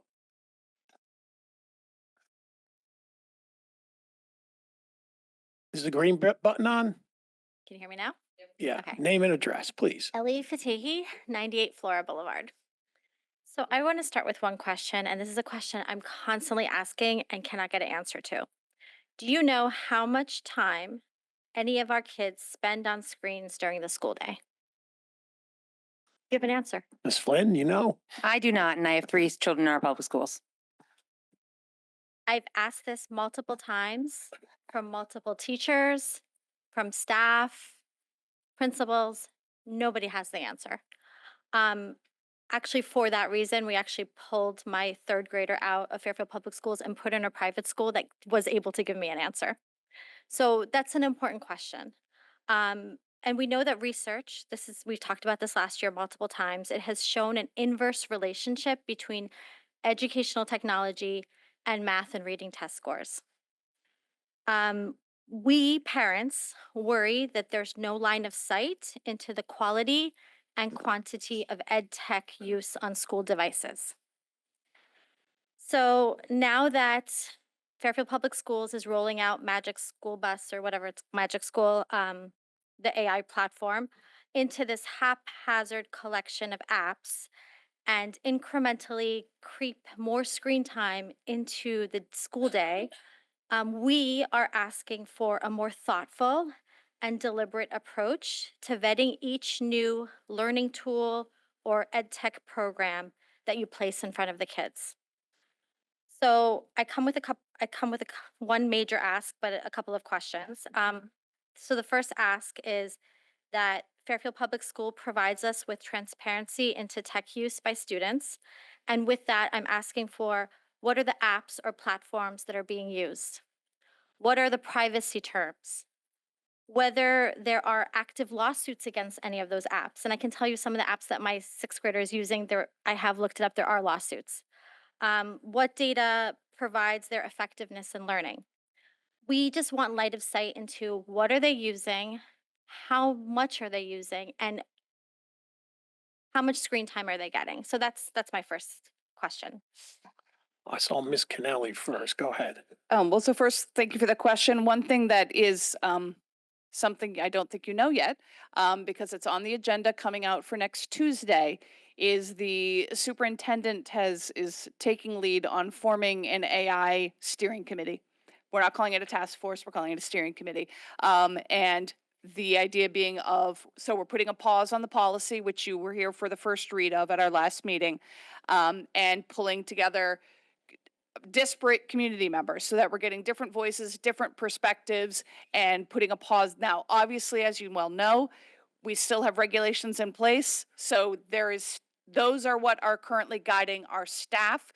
But just as a little, not a little, actually, a very significant pause of wanting to do it right. It's what we've all wanted. Again, the staff who were involved in the initial crafting have lots of, anecdotes from teachers in terms of lots of creative use that they're making in the secondary schools. But they're all willing to take a pause and say, all right, let's get that better community buy-in. Let's get all of those voices heard. Because we as teachers have one perspective, but let's hear more. So if you should happen to get an email or know somebody who does, the superintendent is going to be putting that steering committee together, pausing the policy, and probably hoping to move ahead with this starting in January. So that doesn't quite answer all of the other questions, but I just wanted you to know that. I saw Miss Flynn first and Miss Jacobson next. Thank you for the questions. I share them both as a parent and a board member. While I appreciate Mr. Testani's new goal to create a steering committee for AI, which I think something for AI is needed. I know that for myself as a board member, since I have been elected and been sitting in the seat, I've been asking for a broad conversation about technology and its use in our classrooms. I had questions last week about Magic School, the AI. I did some investigating into the districts that have been using it. I also did some investigating into the program itself and some of its functions, which I don't know if we use. I don't know if my children use it. I have been on that list of approved apps. I have similar concerns in terms of privacy and usage. I have similar concerns in technology in general. I've been very, very loud about this. Was in this room for an entire year as one-to-one technology was debated, and then all of a sudden it became an inherent yes. Not because it was best for education, not because we had to do it because a global pandemic hit. And we were put on a fast track to what I think we are now looking back at almost 10 years of data, and most of what is coming back is showing that not only is it not helping educationally, it is harming our children mentally, physically, socially, and we don't know for how long that's going to be. I was thrilled to see this board support a cell phone initiative ban. I think that was the tip of the iceberg. I think part of my concern in doing that was that it was going to be a little bit of a, we made the rule and now we're moving along. I've been concerned about the gaps that our children have had in the time that they have had these devices. We are seeing, let's talk about it, our littlest people. We are seeing dexterity issues in our youngest children. In my first few years back, we were asking for Play-Doh and scissors because kids that had been out of school during COVID were not accessing those skills. I can say that we're seeing now evidence out of MIT that is saying that typewritten notes are 70% less effective than handwritten notes. That's for our upper level students.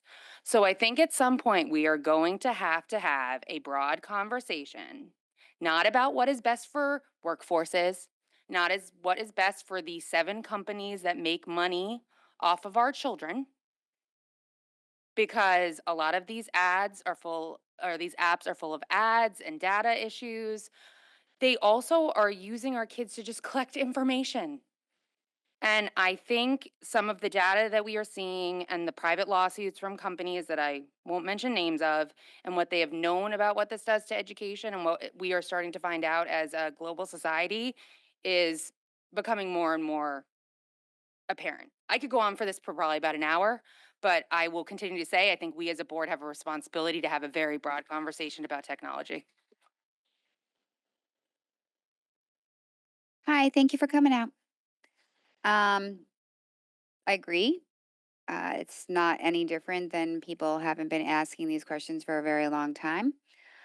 Since the first technology plan came out in 2018, 2 superintendents ago, which is now expired. So I was not aware of what Mrs. Maxon-Kennelly brought up today, and I look forward to hearing what the scope of the steering committee could be, is going to be, what the actual work is going to be, and what the outcomes are expected to be. However, I don't, if it's an AI steering committee, that's leaving everything that you just mentioned off the table. So what I would prefer for us to see is to actually do an advisory committee, or a steering, I don't care what it's called, where we are looking at all of the issues that have been raised by many people for many years, not just yourself, but around technology in general, and what is the appropriateness and where we think it might be effective. Because I might disagree with you a little bit that for some kids, technology is actually an assisted device, and is necessary for some kids, actually. So that's a subgroup population, but I don't want to frame everything as bad, because we do know that some kids actually do need some technology, especially in the special ed realm. But we've talked about Chromebooks, we've talked about screen time, we've talked about apps, we've talked about YouTube, we've talked about charging carts, we've talked about Promethean boards, we've talked about AI, we've talked about internet use, we've talked about cell phones. These are all of the things that have come up just in the last year.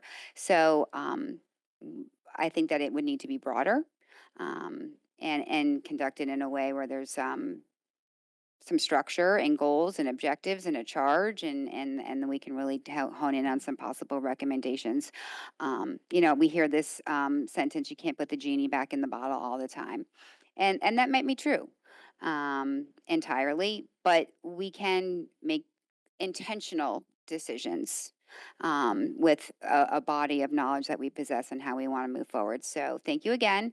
And I think we're beyond the time of thinking about it or talking about it or having it be raised. And let's just actually put this up to a vote, and let's get moving on to doing something going forward and getting something going. So thank you. Thank you for the question. I just wanted to say, echo the board members that I agree completely. Every time on Infinite Campus, my phone pings with another ed puzzle, I cringe because I know it was on the computer and it hurts. And I think that we really do, to echo what Ms. Jacobson said, we need to address this. And I was very happy with the new social studies curriculum that we are investing in textbooks, that we are updating textbooks in other areas where we need them. I think that is a fundamental need, that every kid should have access to a textbook in any of our classes, especially the upper levels. And yeah, just thank you for the question. And I definitely agree with everything you said. Mr. Krasno. So this is a tough subject for me. I agree with what almost everyone says, but I also want to agree with what Ms. Jacobson pointed out, that there are specific students that technology does benefit. And I've seen it firsthand. So I think we need to be careful and not completely try to eliminate, because there's some people that say technology is bad, it needs to be out of our schools. I think there's really a fine line there. We need to make sure that technology is being used to teach our students and not being relied on as a babysitting tool or the only way we teach, because our students do still need to read from textbooks and read from books and write. In terms of the cell phones, I'm glad they're gone. I personally will not give my kids one till they're way older, and I hope other parents follow that lead. I think it's the best thing we did was getting rid of it. Personally, I think social media is horrible for our children. Anything to do with social media is horrible, even for adults, I think, to be honest. Um, but technology is here, it's not going away, and it does need a place in the school. Whether everyone feels that way or not, it's not going anywhere. So before I close out, so again, I just want to repeat, I'm asking for line of sight into what the technology is that they're using and how much they're looking to use. I'm not saying eliminate it. So that's one piece. The other thing that keeps me up at night is we do know that the overuse of ed tech has decreased educational outcomes. That's a fact. The research shows it. So one thing that keeps me up at night is as the quality of the education is decreasing due to ed tech, are you looking to close that gap with AI? Or would you consider graduating students who are smarter than AI? Ms. Jacobson, go ahead. You know, I was thinking about this recently, and the AI conversation that we recently had when the policy came to us a couple of times was just, and even my own self, use, not use, guardrails, structure, governance, things like that. Um, and I think we might be missing the mark here a little bit.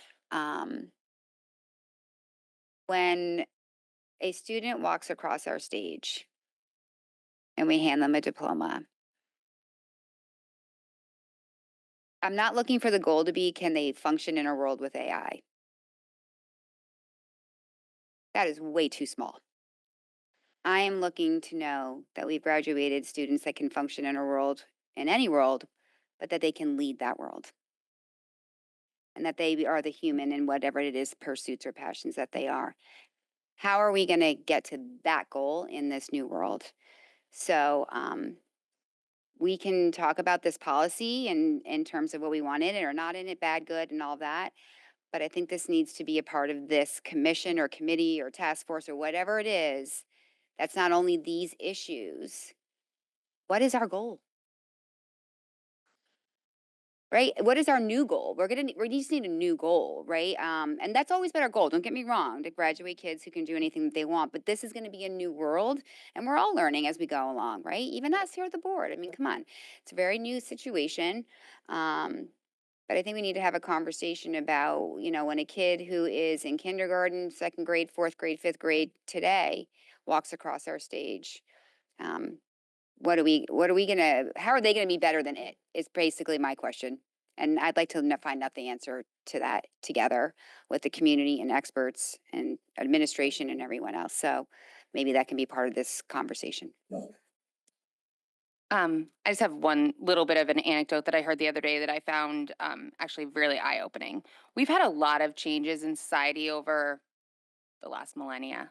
And if you look back at something like, I don't know, the Industrial Revolution, I heard this in an interview, really changed how things work. It also really hurt kids for a long time until people, parents, communities stood up and said, this is unacceptable. And yes, it may be enhancing workforces, and yes, but we don't want 11-year-olds working in factories. And that community output of saying that the economic boom was not worth the human outcome. And I'm not saying that that using Chromebooks is similar to 11-year-olds working in factories. I don't want to, but I do think that generationally, as a parent who is at a similar moment with you, I think we're looking around being like, what do we do? What do we do? And sometimes it's about saying, no, no, no, like standing up and saying that I want the line of sight and I want to see what's happening. So I will say, I think this is the squeakiest of squeakiest wheels. And I think that, there was a lot of technology. I don't want to also disparage the parents and teachers who came before us who dealt with a global pandemic and got us on computers and learning in a week, and not to know what we didn't know, to your point. But now we are starting to know, and to put blinders up now, I think is, I won't use the word I want to use, but I think it's our time to speak out. So thank you for continuing to do so. Thank you.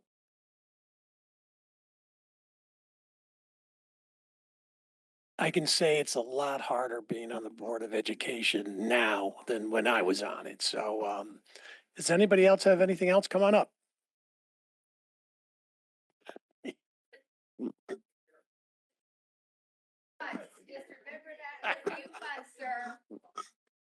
I think you purposely invited me to this meeting. Okay. Because you're so Yeah, right. Go ahead, sir. Sure, thanks. Jeffrey Devaney, 331 Stratfield Road, Fairfield. Two kids in Stratfield Elementary, one in kindergarten, one in fourth. One thing I just want to respond to the previous speaker. I 100% sympathize with her position and Ms. Flynn, your take on really kind of stepping back and really looking to see what it is. I've read the literature at MIT. Professionally, I work with some of the biggest tech companies, AI companies, and I work with them and Team Ms. Jacobson on one product on a digital, accessible digital textbook using AI LLM. And you're right, there are instances where this technology, in fact, creates boundless opportunity for people who would be marginalized.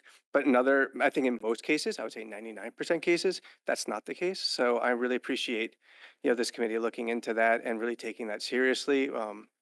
So that's that. On that also, before I get to the question I really wanted to step up for, is if there is going to be YouTube in the classrooms, because I've learned that there is, can you pony up the $35 a month for the teachers so they don't have the advertisements?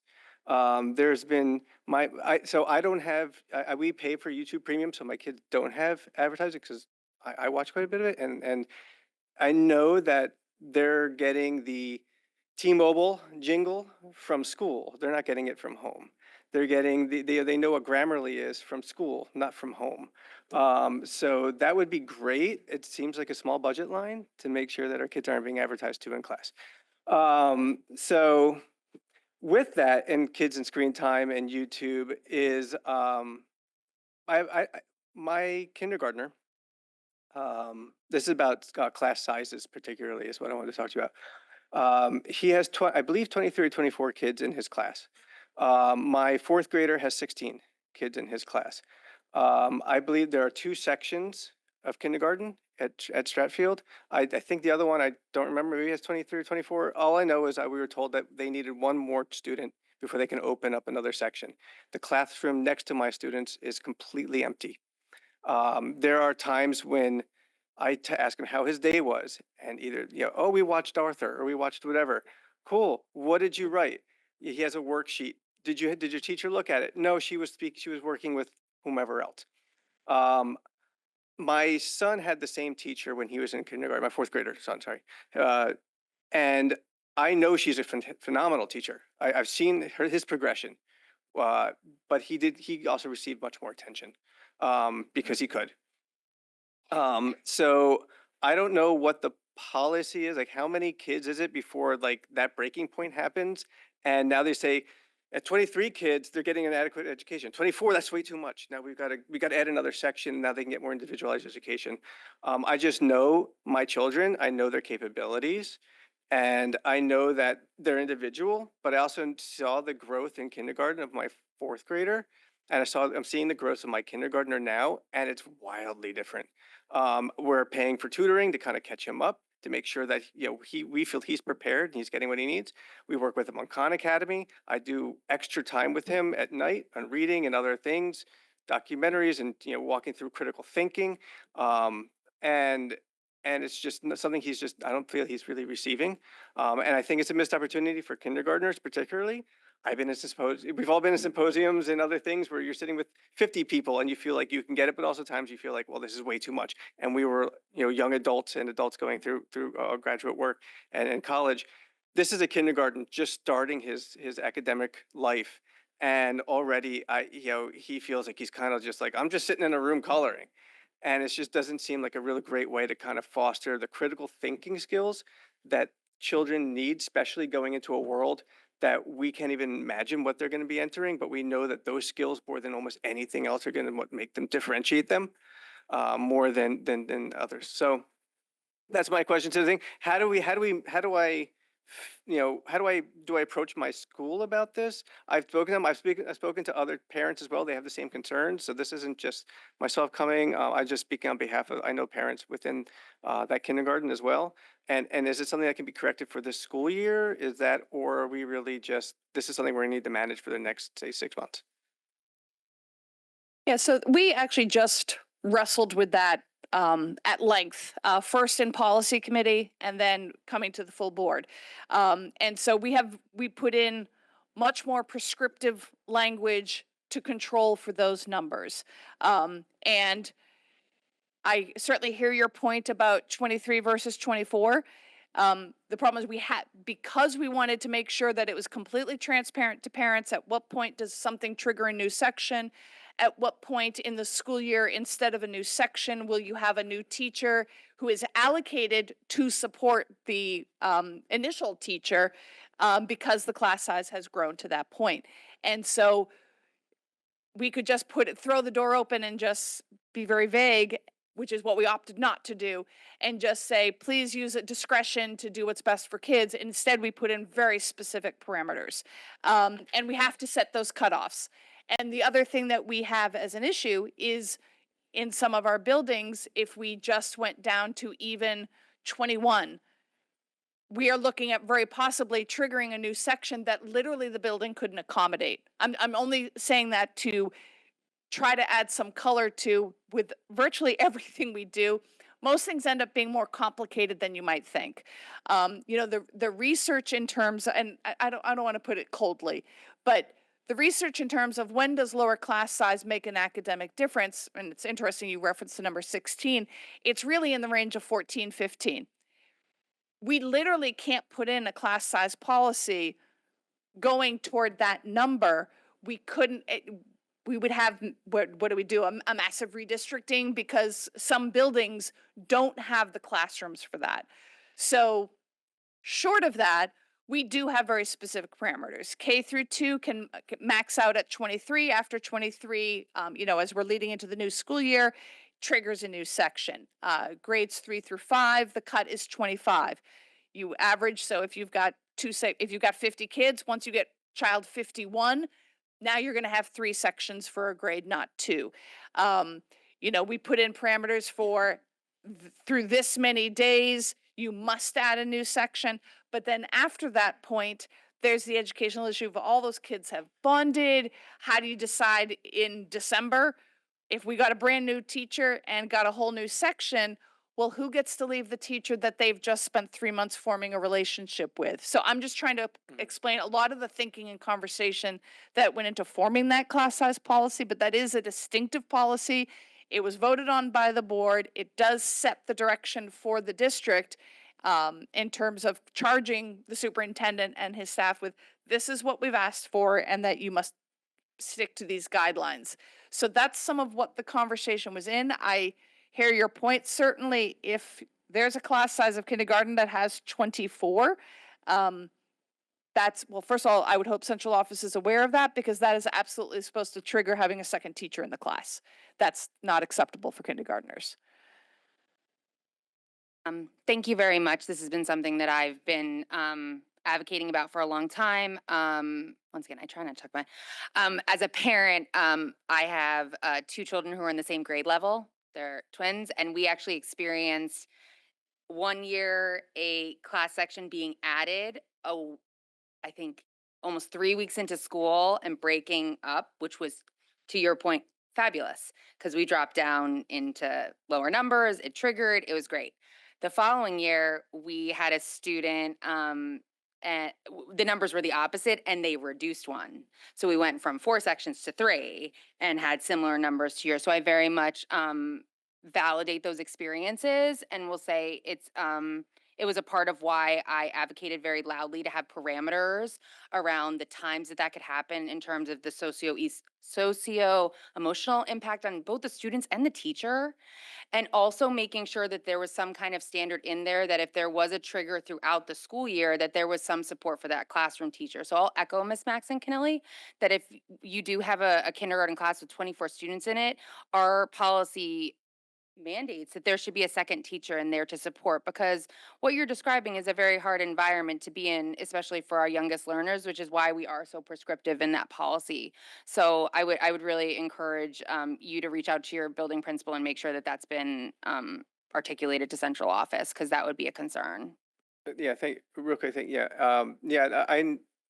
I know that there is like a teacher's aide that comes in. She's not there, like, I guess, she's there for a very short period in the morning. I don't know, these, from what I've Well, been. most of our classrooms have support from kindergarten paraprofessionals. Yeah, yeah. But this policy Okay. I don't want to misspeak, but Ms. Maxon, does it? I would want to go. We went back and forth, and I'm going to go back and look at that specific policy on what the mandate is and just double check it, because I can't remember. Yeah, I thought it was dedicated. Just clarifying, the kindergarten 24 was since when? Is that a recent? No, I'm sorry. He has, my student has 20, I'm sorry, my son has 23 in his class. Oh. I don't know how many is in the other class. It's either 23 or 24. I don't know, but yeah. But I was just told that combined, they needed one student to open up a third section. So, yeah. Yes. So they're at cap. What we would Okay, say is okay. that We would refer call that to that at cap. Okay. We did look into, or some of us, were interested in dropping it to be equivalent to McKinley's, which are lower by grade. And the analysis at that time, of course, it would change every year, but it would have required 8 additional sections.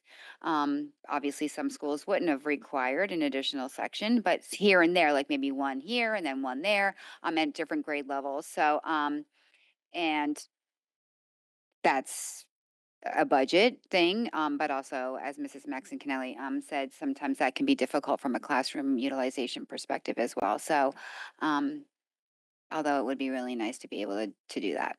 So, thank you. Right. Well, thank you. Else tonight? Come on up one more time. Thank you. Amanda Campbell, Riverside Drive. Just on the last point, because I look at class sizes and I actually read the enrollment numbers every time they're published. I don't know if it's ever been discussed, letting parents know, especially parents starting in kindergarten journey. There are some elementary schools that you see have 5 sections, 4 sections of 23, 24, and then we have one elementary school that consistently has 2 sections of around 15, 16 kids. If they could go there, choose to go there, if class size was a big issue for them. I wouldn't start it in 4th grade, but if I was starting in kindergarten and my class was going to be that big, I might make the decision to do that. Not sure if it's ever been discussed, but to allow parents to relocate to a low enrollment elementary school to say, I don't want to go to my home school with 24 kids in a class, 23 kids in a class. I'd rather go a couple streets over to an elementary school that has 16 or 17 kids per class. That would be meaningful to me, having gone to a public elementary school that had 16 kids per class every year. It may be meaningful to others. So just flag that as a question. That question brings back memories, I must say. So Go ahead, Mr. Kraft. My one concern with that is it could change per year. So like the school that has so central office would kind of have to track which has a low enrollment. So you would kind of be rolling the dice by putting coming to central office and say, Yeah. I'm willing to do it, but whatever school has the availability, I'm willing to go to, because it could be one of 4 or 5 schools, possibly. Right. Although what we've seen, and again, I've only been looking at the numbers for about 3 years, is that if you have a kindergarten class that starts at one elementary school with 2 sections of 16, it stays notionally that, Correct. and the next year it could be different. But if you start with that class, it Oh, could. 100%. I mean, like, the kindergarten class at that school may have 16 this year, but next year it may be Correct. 23. Correct. So that's more what I mean. It's not going to be the same school every year, Right, possibly. right. But once you're in it, you're kind of Correct. part of Oh, that. Yeah. 100%. But that was really, that was not my follow-up. My follow-up was really on the math stuff. And I'm just curious to know, in terms of not wanting it to get lost in the many, many issues that are in front of you, and knowing that every year that goes by where we have this inequity, we are setting a portion of our students back. What should I expect in terms of timeline, trigger points, discussion to track this issue? I mean, so we have our organizational meeting next week. Very shortly, within a day or two after that, we should be forming our new subcommittees, which, to whatever degree that they change, that should be published on the website, which means you'll know who is on the curriculum committee, which is the one that I think you should be targeting. And I would just immediately email them and say, nice to have met you, a few weeks ago. I'm hoping that you take this up. Obviously, I think everyone has heard you here, and I don't think they would need the reminder, but that's the way to do it, is right there. We are discussing the district improvement plan as well next Tuesday. I am sure this will be part of that conversation. I don't know how it wouldn't be. But I know I personally would want to make sure that this is addressed as a very specific topic, because I don't think it should be a hard topic. Some things we take up, as I think all of us have tried to communicate tonight, there is invariably complexity and nuance that, first of all, we often have to learn ourselves when we bring up, can't we just do blank, and discover it's more complex. I don't think this is one of them, to be honest. And so, once again, we have new leadership to indoctrinate her into the system. My hope would be that that would be one of the first things that curriculum is coming up, because I think all of us would love to see a change for next year, for the 2026 spring identification process. That's something that I would love for this board to be able to say, we jumped right in on that one. Thank you.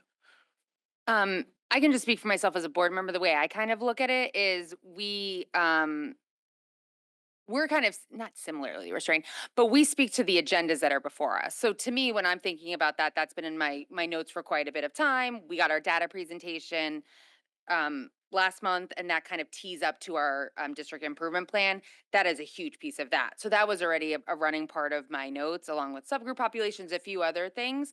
So I think just, I don't know if it's like advice, but similarly, when I talk about that, I was like a parent advocate for class size, you kind of watch our agendas when you can come speak to things. So I think good opportunities, like I know how I won't forget about it, is that I know that I want to speak about that at the district improvement plan, at the SIPs, at the school improvement plan level. I think as what I would encourage is for you and for the parent population to come to those meetings. Like that's the opportunities to speak to it, and that you'll have public comment to speak to it, and to speak to the full body of 9, as well as our superintendent, who isn't here because this is a board meeting. But I think that that's, I don't know if that's like good advice, but that would be my advice, is that I won't, the agenda will drive how we talk about it. The educational pieces that are put in front of it will drive how we. So Tuesday night, it'll just be asked. Okay. Okay. So Tuesday night, we're going to ask, because we're going to talk about this. I'm sure curriculum, it's probably going to be multi-pronged. Curriculum is one piece, but it's, like I think we said earlier, we need the math in general, period, like new person with the vision and where we're going with that. And then to address some of these specifics, because like the criteria and what's going on there and how this is happening. So it'll probably happen. The question will happen on Tuesday as to how we're going to address that memo. And I remember the memo, so I was surprised it didn't come before us yet. So Tuesday, you could be here if you want to give public comment on the DIP.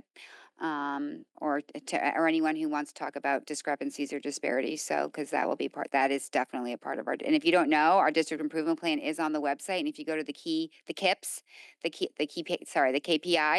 the key performance indicators, you'll be able to go into subgroup population spreadsheets, and you'll be able to see for different things, whether it be suspension or academic achievement by subgroup populations and stuff. So if you're looking for a little background and homework over the weekend, go check that out.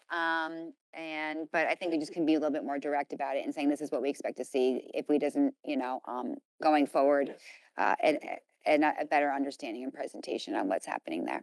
Thank you. Yeah. Yeah, just real quick, I just wanted to say, I know I have, and I think I remember other board members asking what criteria you use for lots of things, whether, talented and gifted program, the accelerated math. We have been given answers. I can't speak off the top of my head for all the answers, but it's really hard for us as a board to answer your question without central office also being here. And that's why, like Ms. Max Kennelly said, whether it's in the curriculum committee or a full board meeting, we just speak for the board, not for central office. So their process is their process. And without them here, it's kind of hard for us to take it any further than just having a conversation with you today. So hopefully you understand that. Thanks. Thank you. Come on up. Make sure that you get to read the retro commissioning reports. It's under the operations and tools, kind of hidden in there. Because I really think that I was kind of hoping these new ventilation checklists were going to really show any corrections that should have been made. Fortunately, it didn't, but I think it's important for everybody. Those reports that were done in 2022, which unfortunately is terrible, but we want to kind of see what corrections were made or can be made. Thank you. Thank you. Thank you all. Looks like we've come to the end. I'll turn it back over to you. All right. Well, first, I would like to say thank you to everybody for coming out tonight. I'm going to speak for myself. I was astounded that as many people did at this incredibly busy time of the year, and I'm delighted because I think this was an incredibly helpful and productive discussion, both for new board members and for experienced board members. So you've given us a lot to think about, to question about, and to dig deeper on. So thank you, and a very special thank you to Mr. Mottola, our Board of Finance member, who got called on the carpet maybe more than he expected. I don't know. But very appreciative that you were willing to come out. I wasn't born yesterday, Yeah. so I expected it. Thank you for having me. Yeah. Okay. So Thanks. thank you so much. Just, obviously, as you could tell, Mrs. Jacobson has alluded to it several times. And I've alluded to as well. We have a lot, I think, that might be of public interest on the agenda for next week. We're also getting a presentation on the notion of the budget ad of elementary school counselors. So any of you with elementary school children might want to listen in for that. But there's a lot on this agenda, which is also going to drive a lot of our budget discussions. So it's going to be really helpful to have an engaged public. We do so much better, our job so much better when we get that public feedback.